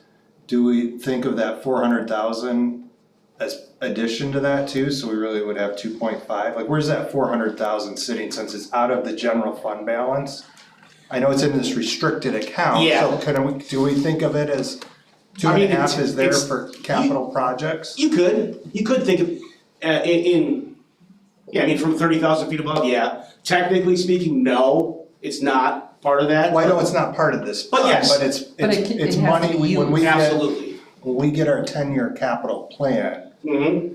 we'll have, if we make this contribution, we'll have the 2.1, but we Yeah, will we'll- also have this 400,000 that we earmarked Correct. from our general fund, Correct. Yeah, So you're absolutely correct. 2.5 Yep. of money saved by the end of this year for ongoing capital needs. Absolutely. And the restricted funds in 10 are a little more loose. They are. They can go towards any capital And maintenance. it would be really for the That's board. not on the 10-year. Yeah, maintenance it would be plan. for the board to deem that, yep, this is capital in nature, Right. yep, we're gonna Whereas okay it. Fund 46 has to be. If it's not in the above plan, the you plan, can't do it. then you can't do it. Yep. Thank you. Yep.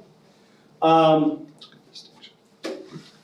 think, you wanna go to, yeah, so one of the things that I was asked to do, I know there was some discussion in the last meeting, and then Matt had also asked for it as well. To just kind of put some dollars to this, because I think it carries more weight when you can really see what's being spent as far as capital improvements, capital projects being funded within our Fund 10 operational budget. Last year, like I said earlier, we spent about $500,000 on projects that I think Dave talked a little bit about. His entryway got a refresh. There's been things done all over these buildings, but $500,000 last year, and we're looking to spend about a little bit greater than that, about $535,000. Some of those items, asphalt at North, playground asphalt at North, South playground asphalt, I didn't know dishwashers could be 60 grand, but it's, yeah. Carpet at South, and then a new plow truck for our building and grounds folks as we begin to But phase out some. and just to be clear, none of this is coming out of the 2.1, none of this is coming out of that $400,000 fund. This is Nope. all out of that general fund, so Yeah, this is all part of our Fund 10 operational budget. it's just. So, again, we're, And so we can play this video if we have to go to referendum in 5 years or something. We've been doing a lot. yeah, I mean, we're trying to be proactive, we're trying to be fiscally responsible, and I think this showcases those two very things. I believe that There's there's a couple more items here. So tax levy, this is what I like to look at. I think mill rates get into a little bit of a game playing because they're based on how the property values change, so you're not really comparing apples to apples. This budget will add 6.74% to the levy. So, not the 7.67 we had initially budgeted for. So as that revenue limit authority shrunk a little bit, so too did the impact on the overall levy. I think the point here is 2 slides ago, you just showed that our overall budget went up like 0.6%. You know, it's basically flat. The levy's going up 6.74. That's a function of the state and federal government not giving us any more money. Yeah. And that burden falling back on this community. Yeah, I mean. So we are getting more money from this community. We are not getting more money to operate this school. Yeah, I mean, the exact numbers is, the total decrease in state and federal aid was $559,721. So we lost $559,000, and we're asking the local property owners for $591,000 more dollars. So it's basically what we lost in aid, we're asking our local municipalities for. Questions? Comment? So when we look at that 11,693 per student. Yep. That is really 11,368 plus the 325 that we can. 325 is in there. The 325 is baked into that number. That's Yeah, why it's it's already 11,693. 693. Yeah, It's okay. real, it's 11,698 point, it rounds to So if we 90. didn't want to tax max authority. That is the maximum revenue per member that we can generate. Okay, and that's And that- why we went with that number, because we Correct. do want to. This budget is built, just like the previous, utilizing our full revenue limit authority. Just wanted to make that clear. Yep. Any other questions? I don't know that I have a question, but I think I want to state this here, on behalf of my colleagues and as the superintendent of this district. It does not fall lightly on any of us that work in this district. The understanding that we are caretakers of these facilities at any given point in time. And you have entrusted all of us to take in the residents of this district and teach them and given us a space to do what we love to do and what we all went to school to do and trained to do. And we know we have incredible facilities, and we know that we've been given so much from this community to do the work that we have, and it isn't lost on us that these are yours. And so I just need us to be able to know that and hear that and hear those words from us and that promise that we are doing what's best for kids, what we're doing to, you heard Patrick earlier, take care of the facilities through Greg and the work that we do, the fiscal responsibility that you see again displayed this evening. But I think it's really important for you to understand that we appreciate and understand that and don't take lightly that these are your facilities, and we thank you for giving us the opportunity to take something and run with it like we are this year. There's two additional things that I do want to mention. This last slide does show that mill rate. Again, I don't know that it carries as much weight, but we have projected a mill rate of 3.25.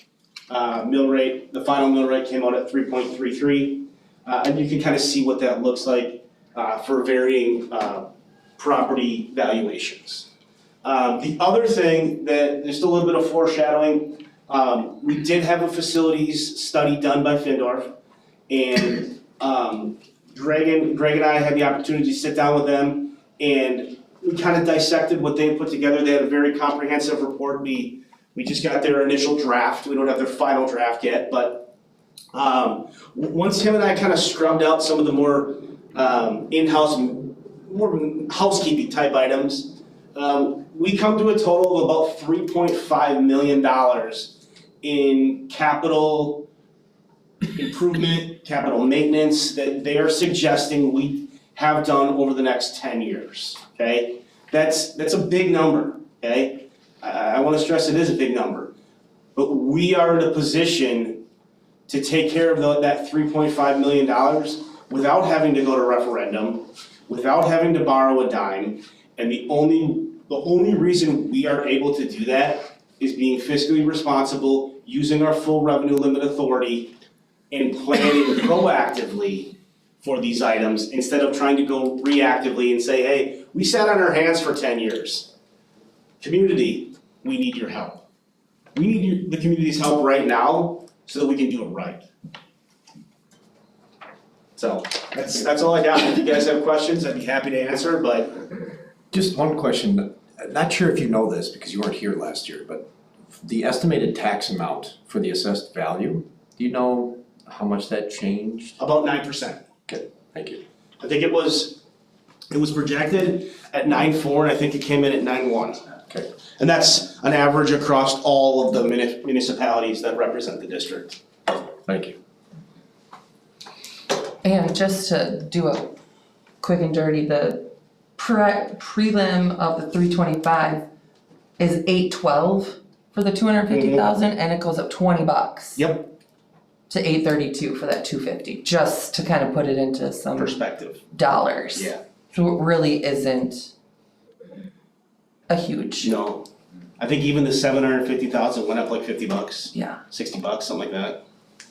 It's very nominal. Yeah. Which I understand, it's still Yeah, and money. It's still money. It's hard, it's money that's coming out of some. That's just preliminary now. Yes, yes, Yes. So from last year, this year's October. much more than that, so. Do you know what last year's mill rate was? 3.25, or, no, No, that was last month. 3.41.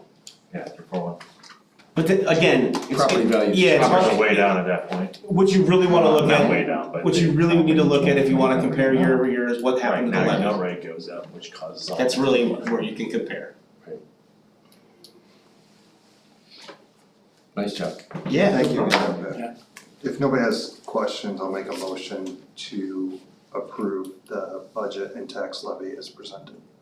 Second. All right, any discussion on the motion to approve the budget and tax levy as presented? Questions or comments?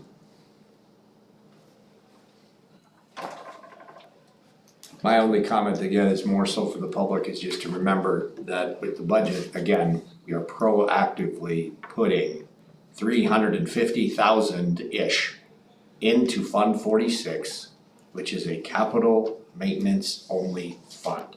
So those funds are restricted for only improvements that can be used for predetermined needs on a 10-year plan, maintenance plan for our district. Why that's important is that means we are not collecting an extra $350,000 to be able to have a pizza party or say have iPads for everyone. No, these are restricted funds to help us, as Matt pointed out and Patrick pointed out, so that we don't have to come future facing and say, we need help with an operating or capital referendum. That's the hope. And I'm really encouraged by the Findorf report, although the number's large, we're 65 to 70% of the way at the end of this year funded for the next 10 years. Yeah. Well, it's even better than that, cause that 3.4 is the inflated nominal is, that- value. So if you have. So they put a factor in there, So depending we're, on how far it's pushed out. and when you combine that to we're debt-free and what the public may have missed from the board workshop, we're doing exceptional things in the districts, we're performing very well, the buildings are working together, and we're putting out a great product, which are very good, educated, caring, involved, community-driven kids. So I think it's a sale. I think it's a sale. We All right, that was my only try to comment. pass a referendum 3 times in 6 months. What? So we won't have to try to pass a referendum 3 times. That's right. All right, if there are no other comments, all those in favor, please say aye. Aye. Aye. All those opposed? Motion carries. Budget and tax levy. Nice job, Patrick, thank you. Thank you guys. All right, now we'll move on to discussion and decision on the budget calendar. So my computer's dead, but I can just tell you that the budget calendar is largely the same schedule that we used this year. It worked for me this year. I'd like to stick to that same schedule as long as it does not have any adverse impact on any of you. I could say from a finance committee perspective that this calendar worked fine last year and he's, I think, gotten us information well in advance of when we needed it, so. Okay, then at this point, I'd be looking for a motion to approve the 25-26 budget calendar. So moved, can I say that? Yes, you can. Got it right this time. I'll second that. Any discussion? Hearing none, all those in favor, please say aye. Aye. Aye. All those opposed? The budget calendar moves forward. All right, on to new business. The discussion and decision on the school year calendar change. Onto another calendar, yes, and these are always really hard things to do. We don't like to have to try to change a calendar during the year, right? It's not something that we try to do or want to do. However, after doing some deeper digging into our current situation with the calendar, and looking at all of our feeder schools and knowing that we all share transportation together, right? This is how this came to be. We have, and you all kind of have a brief overview of that from what I sent earlier. But for the community, the state requires a certain number of hours of minutes of instruction for students. And the state requirement is 1,050 for kindergarten through 6th grade and 1,137 hours for 7th through 12th grade. Currently, Hartland-Lakeside, I should say currently and for many years because of our transportation situation, kindergarten through 5th grade is sitting at 1,150 hours and 6th through 8th grade is sitting at 1,325 hours. So hundreds, literally, of hours over, which is great, right? There's some educational stuff that's happening, but what I will say is when we started looking at the other calendars, 5 of the other schools are not in school. They are out on the 5th of June rather than going through the half day the 10th of June. So what I would like for us to do, and I am asking for this evening, is to change our calendar to end school on the 5th of June and not go in through Monday, Tuesday, and half of Wednesday. Part of that is that awareness of fiscal responsibility, and we've heard that a lot, but what we need to understand is because we are a shared contract and the other schools are not in session, Hartland-Lakeside would be paying for the differential on that. So just to run school, because we would be running buses when other schools would not, it would cost us more. So I am asking for that. A lot of times you leave some cushion for snow days. We have well enough hours to do this as well as, kind of take care of our snow days.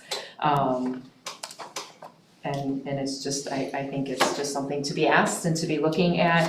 A lot of feedback from parents. I do have a parent advisory council. I've spoken to several parents.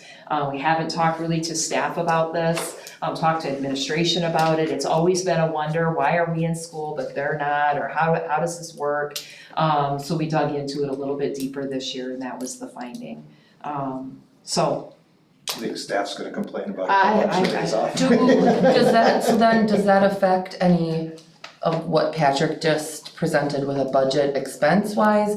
Obviously, you said transportation will save money, but that doesn't necessarily affect teacher payments. there would still be end of year Okay. requirements for them. They have a Okay. contract. And so, I figured that as much, but yeah. There could be some modest savings. It's modest two teachers. operational cost. Hourly, some of our student-facing hourly workers Yep. wouldn't be here, so there would be some modest savings there as well. So then would that whole week be off? And then the next week you would start Summer Splash? That is correct. Yeah. Because I know that will affect some community members with daycare and children. For working parents, just putting that out there, not that that's a huge difference, but it is something to be aware of. Yep, and I totally hear that and have heard that previously. So I think for us, one of the things that we run into is our teachers are our teachers for Summer Splash. And giving them 2.5 days Oh, yeah. is, we're seeing signs of, nope, I'm not gonna take that first 2-week session because I need to be able to reset. And I think some of our revenue and change in FTE is because our summer school attendance didn't pan out the way that we had hoped, and we have talked about looking at Fridays, at the possibility of not holding Fridays because our attendance decreases on those days, and it costs us money to hire teachers to teach, so that ROI, where's that sweet spot? All things to be discussed, but I think for us and based on the feedback that I have received, it'll be nice to be done on a Friday for families and not have to figure out the 2.5 extra days. Even though it does impact daycare, I think 6.5 months is more than Right. sufficient time Yeah. for us to prepare for that. The only other thing that it would impact is 8th grade promotion. 8th grade promotion right now is set to be the 9th, which is the day before the release. We would move it to the 4th. Any questions on that? Question for Patrick, I'm not sure if it was addressed from Morgan, I think she alluded to it, but those savings days from ending early, because as you mentioned, there are additional costs for it. Yeah. Were those captured in the existing? So they weren't? No, So we this is didn't- assuming a status quo. This budget So is that way assuming we when change the- nothing. There's a little more cushion. So then, Yep. there would be essentially 2.5, 3 days worth of Savings. potential savings. Yeah. I mean, Yeah, and there whatever the was- fee is. Would be the biggest thing. Yeah, I mean, the transportation piece is by That's the big- and large the biggest No, piece. that's good, Yeah. I wanted to see if you had assumed it. No, or I will if it never wasn't. do that until, Okay. It's Thank you. approved. yeah. Thank you. Yeah. For both. I would, oh gosh, I motion to approve the 25-26 school year calendar change as presented. Sorry. I will second. Any discussion on the change? That'll be added in this after the meeting for reference for going back. What do you mean added in?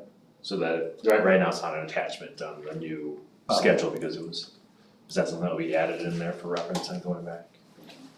What do you mean? The new schedule It just is doesn't. currently blank because we had, All it has on the agenda is this, Yeah, there's no. Yeah, I haven't changed the calendar, 'cause it so it hasn't. just needs, we just need to say what it is somewhere, School year. whatever. It Oh, yes, we'll doesn't add say it. that it's gonna Okay. be on June 5th. Okay, yep, we will add that. okay, then I have no other questions. Sorry, I didn't see that. Any other discussion? Hearing none. All those in favor of changing the end date from June 10th half day to June 5th, please say aye. Aye. All those opposed? Motion carries. I assume that'll then kind of go for the following years, will? Yeah, so that's the other reason, we're getting ready to bring the next calendar to you, and we're really working to align better with our feeder schools, and I know Arrowhead is looking at making some changes to their busing schedules. So as we try to figure out how we're all gonna work together, it just makes sense for us to work and collaborate on our days, it just really does. It does, it really does. Thanks for all that work on that, it's awesome. Great find. All right, the next item under new business is the resolution recognizing USA's semi-quincentennial, which is the 250th celebration and anniversary of the United States of America. So the resolution that you see in front of you would be a public-facing testament to our desire to have the district have a focus on celebrating, educating, and then promoting the anniversary of the United States. And the way that it's written would be that there be a concentrated focus in the last week of school of that. So helping provide a little excitement and a little education at the same time for a monumental event in the last week of school when the tensions start to wane, and providing something of a little bit of an impetus of something new. So that's what is here in front of us. I will also add to this that this does align very well with our strategic plan and our portrait of a graduate as a culminating event to civic responsibility and some of the activities that we're doing throughout the school year. And I've already talked to our leadership team about it, and they're kind of excited about creating activities and surrounding this. It comes right after Memorial Day, so it really is a great educational culmination of celebrating 250 years. And this would give us a lot of time to be able to plan for it, Absolutely. maybe have, just ideas, I'm not saying it, but like speakers or veterans or anything else, to be able to come in and connect with kids and really bring home what that 250 years means and what the founding of the United States was on. Can you tell me where this came from? Yes, I actually found it somewhere online and then found out that there was a I think it's Sarasota School District down in Florida that had put it out. And it seemed really interesting. So Really you interesting. didn't pull it directly from the 1776 Project Foundation website?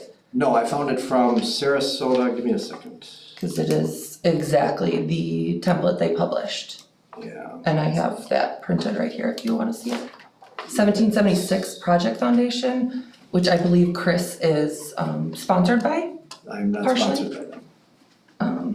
They are an independent organization. They are a politically backed Yep. organization though, correct? I have received nothing from them, Morgan, but thank you for stating that. Give me a second while I email pulls up and I will tell you.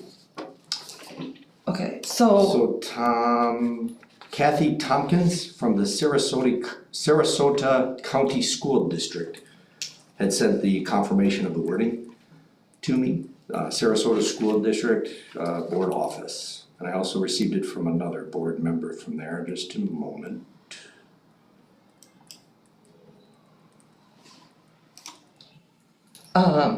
So I'm just wondering why we would use a third-party source that we don't know anything, we haven't vetted. It's an unvetted source.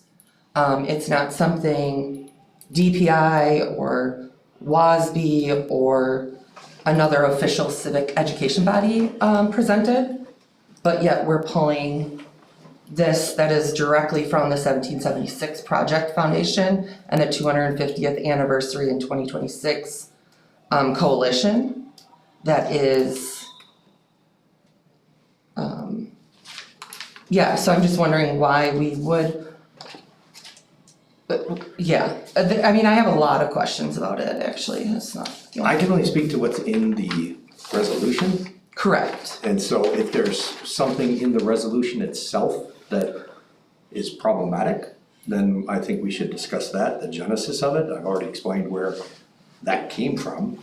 So if there's something in the actual resolution that you'd like to talk about that. Well, I mean, I guess I'm more curious of how you would have found it on Sarasota School District and why you were looking for it if we don't really need a resolution and it's symbolic. Is that relevant? It is, actually, I think it is. because I want to know why you're presenting a symbolic resolution that we've never done nor need to do because it doesn't add funding, doesn't add curriculum. We've already established that our curriculum is very much doing its job. We've approved it 3 meetings ago, maybe more, with our social studies curriculum inquiry journey, which addresses civic education in a structured, standards-based inquiry, an age-appropriate way. So why we would want to add more work to our already taxed staff on the last week of school for something that they're already doing. Well, I think there's a lot of loaded things there, so let me ask, I don't think there I'm is. understanding. So you're saying it's adding a lot of work for something they're already doing, what do you mean? Well, you said you want speakers, you want presentations, you want projects. Who's planning all of I that? said I want that, or I said those are, Those are ideas that are in this resolution saying that these activities will include, but not limited to, curriculum-based lessons on the founding era, which I'm assuming we already do, discussions on the significance of liberty and self-governance, patriotic assemblies, community service projects, and events that highlight. Who's planning all of those? from what I heard earlier from Tina, it aligns well with Portrait of a Graduate. Which we're already doing. Correct, so it's not a lot of extra work from what I'm hearing. And secondly, if there's something in there that you feel doesn't make sense for our district, because when I heard earlier about the presentation of features versus benefits. I don't think this is a benefit. I think it's a feature and I think it's something that we don't need to make a resolution about. We can go and do it, that's all well and great, but this opens the door for any third party to come in and say, hey, you should set a resolution about this, and we want you to celebrate X, Y, and Z. And then that opens the door for us to then have to use more resources, more time to debate if it fits our model when we already know that our curriculum is what we as a board have approved, what the community has approved, as you like to say, voting us in, correct? So why we need to add more to it in that respect at the last week of school? Well, I personally disagree with you on the interpretation of it, and that's Well, okay. and this is a very, very vague, deliberately vague resolution. If we want a resolution, why can't we write our own? Why can't we have a locally driven, student-driven resolution that they come back with and say, this is what we think it should be. Tie that into Portrait of a Graduate, empower them to be the leaders. If you're gonna say Portrait of a Graduate, let's let our students do it. Why are we going to Sarasota School District or the 1776 project when we have incredible test scores and an awesome district that, if you so want to make this celebration happen, can do? I just think it should be coming from our district, our local district, which we are all about, community-driven, something. So I would like to know why you think we should use this resolution as opposed to write our own. Again, if the wording in it is in some way offensive or doesn't deliver what I think is good for the celebration of the anniversary, then we certainly can manipulate, change. The idea behind it, I think, is very good. I think it aligns with what our community stands for. But it doesn't tell us anything. Would you mind if I finish? I was very polite when you were talking. Thank you. Condescending, but thank you. How so? I did. Just keep going. Well, thank you. Appreciate the approval. So this, I feel, does a really nice job of talking through a board and district commitment to celebrating the anniversary of the United States and making a public facing commitment to support it. That's So it. this is, the reason we want to do this, or you want to do that, I mean, it's largely symbolic to have a statement out 100%. there, right? So why do we need to do it then, if it's symbolic and it doesn't mean anything? Because it sets a nice communication to the community that we believe in this, and that we think it's a good idea, and that it fits in well with our vision and mission of the district. Again, if you don't like it, that's your prerogative, that's okay, this is just a discussion on it. My one question is, the things she listed out, the 5 things, like by stating that, are we like, what does it mean if we don't hold an assembly? I mean, like, I understand it's more symbolic and it's just like, you guys go ahead and do this stuff. Are we like locking ourselves into somebody saying, you didn't hold multiple patriotic assemblies? And I mean, that was kind of the one paragraph that gave me a pause, is like, are we supposed to like, what if we don't do enough of this? But I mean, it's largely symbolic, I kind of get that. So you seem to think it's not overly burdensome and something that can figure. I mean, I kind of tend to agree that we could kind of just tell Tina to just bake something like this in, and the social studies and history teachers can do it throughout the year. But I understand the symbolism of the 250 years, and we as a district are, so it's more symbolic than throwing a bunch of. Correct. And if the wording in there for some reason that doesn't align well with goals, for say shall include, change it, we could vote it to say could include. Yeah. I mean, it's a simple word change if we feel like there's any sort of burden.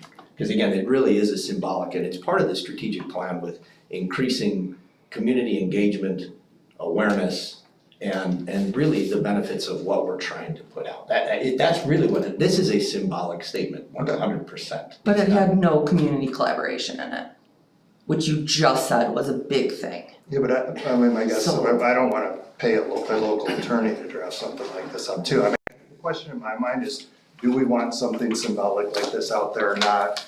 And if we don't, we can vote no, and if we do, we can vote yes, and if, or we can tweak this. I mean, I'm not, me personally, I don't wanna hire whoever our attorneys are to draft some whereas clauses that, you know, are different or anything. It's like either you have something like this or you don't. Right, and I don't think there's anything in here, I agree with you, Matt, I don't think there's anything in here that is putting a burden or an absolute commitment, unless we wanted to change that one word from shall to may. But have we run this through anyone that has the legal knowledge to know that we aren't putting ourselves into anything? We're just copying a template. We haven't asked if this is even okay for a public school to have, since it says guided by faith. That can't happen in a public school. There's separation between church and state.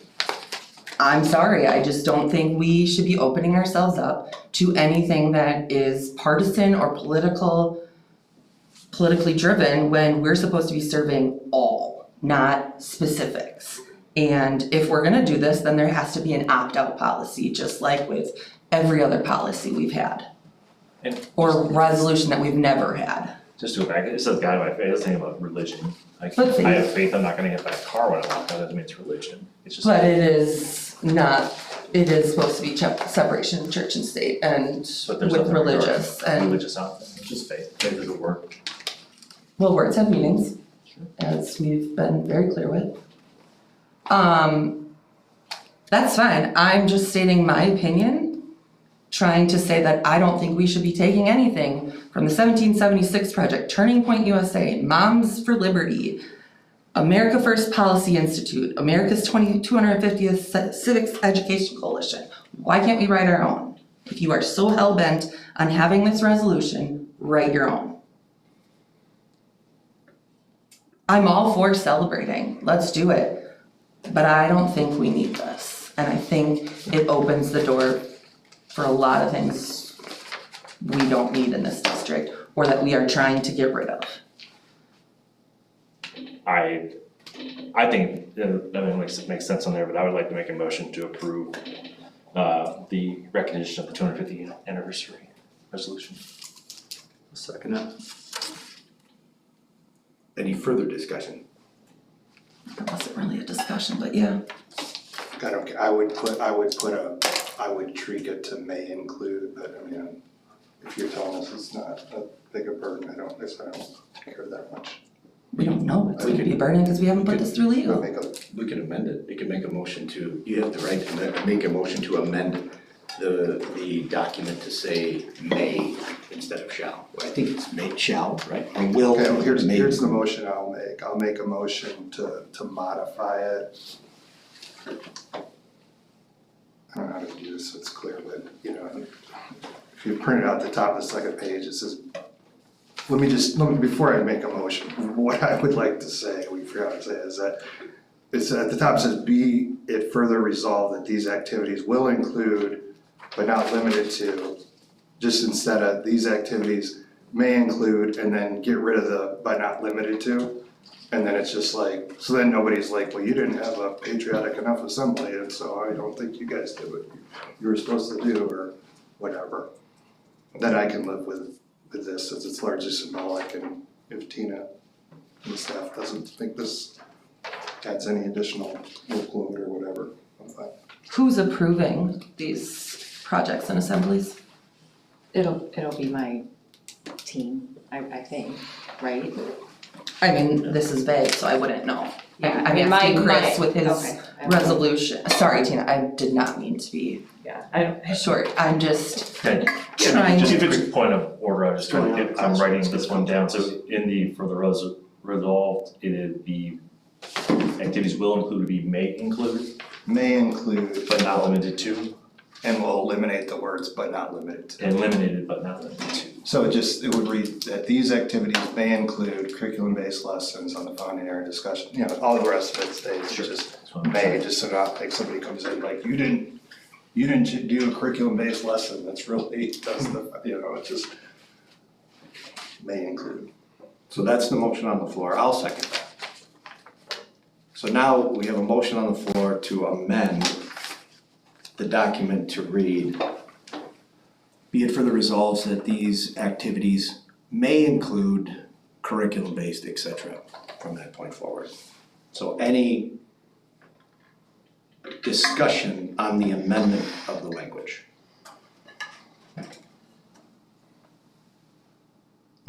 Hearing none, all those in favor say aye. Aye. All those opposed? No. Motion carries to amend the resolution to say on page 2, be it further resolved that these activities may include, and then the descriptions thereafter. Okay, now we're back to the main motion on the floor, which is to approve the resolution to celebrate the 250th anniversary of America as presented with the amended language. All those in favor say aye. Aye. Aye. All those opposed? No. The motion carries. Okay. I have no items for the board president report. Any comments for future discussion items?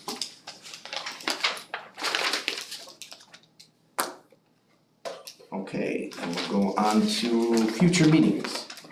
PPC, is this correct? Thursday, November 13th, 9:15 a.m. Yes. All right. Finance Committee, Tuesday, November 11th at 8:30 a.m. Correct. And then the school board meeting will move back to Monday, November 18th. Oop, correction in the notes, it says 2024. Should be 2025. Got it. At 6:30. And that is correct? November 18th is a Tuesday. Is there any opportunity to move that meeting to the 24th? Should be the 17th. Okay, hang on, let me get to Should be Monday, the 17th. Monday the 17th. All right, so we have to move that. All right, so 24th, you're not getting into Thanksgiving week, are you? Yeah, that is Thanksgiving. So we just We're not move it discussion. to, was it supposed to be the 17th, It's supposed correct? to be the 17th, yep. All right, so what it was scheduled for, Matt, is Monday, November 17th. Correct. Okay. No issues, that's all. Great. Okay, at this point, I'd be looking for a motion to adjourn at 8:55 p.m. So moved. Can we not discuss moving that Monday, November 17th meeting? If we can't get it to the 24th, can we push it to the 20th? Hold on one second, because technically there's a motion on the floor. If no one seconds it, the motion dies, and then we can do that. Is there a second for that motion to adjourn? Hearing none, the motion fails. We are still in open session, so we can discuss the school board move. So you're requesting, The whole school board or just the PPC? I think this, you were asking The for the school board, right? The week of, It's the same week. If we can't push it 1 week to the Monday of Thanksgiving, can we push it to Thursday, November 20th? oops, I personally can. I personally cannot. I cannot. The rest of that week, I'm unavailable. Even remote. Yeah, I'm unavailable, even remote, until the 20th. Can we not go earlier? Yes, I could go earlier. I'm just asking, I don't know. Oh, like the prior week, yes. I could do. Cause our finance meeting is the 11th, when is the PPC? 13th, so it leaves the 14th on Friday. I don't think we would. Or the evening of the, Well, or the you evening of. technically don't need the PPC meeting, it just, whatever, something came out of that you had to get decided, it would have to go to December. I mean, there's no exact reason we need it, but obviously if there was something like super important you wanted, you prefer to have it that way, right? But Yeah. Well, I guess, what's the other day you're looking at? 10th? Is that what you said, the 10th, or no? Well, if you moved it to the 10th, then both committee meetings would have to. No, so what, Move. And the 24th is this Thanksgiving week. yeah, it's, Uh, school's Tina. not, school's not open, right? Yeah. Tina and the rest of schedules, us, what about, Really excited kids about that, with that. what about Thursday evening, the 13th? I know you have the PPC in the morning, and I know you'd have your fill of meetings that day, but then that would allow both meetings to take place. But I don't, again, that's moving a lot of different things around for the district as well. Staff, Tina. I can't do the 13th after. I would say keep it at the 17th with an excused absence. Yeah, we might have to. Going earlier would be tough. It's so late, it's really close. Prior boards had a fair number of absences regularly. Yes, they did. Otherwise, otherwise the week after, we're already in December. Matt, I don't think we're gonna be. Yeah, I'd hate to miss, but if we can't make it work, we can't make it work. That's not looking like there's an option. All right, The good news is we got a lot of heavy stuff out yeah, this was the big one. this month. This was the big one. Hopefully it's a later meeting. Okay, so then we'll leave the school board meeting Monday the 17th. Sorry, guys. All right, at this point, I'd be looking for a motion to adjourn at 8:59 PM. So moved. Second. Any discussion? All those in favor say aye. Aye. Aye. All those opposed? Motion carries. We're now closed. Gail, it's good to see you as always. Sorry I missed last time. Yeah, I was like, where are you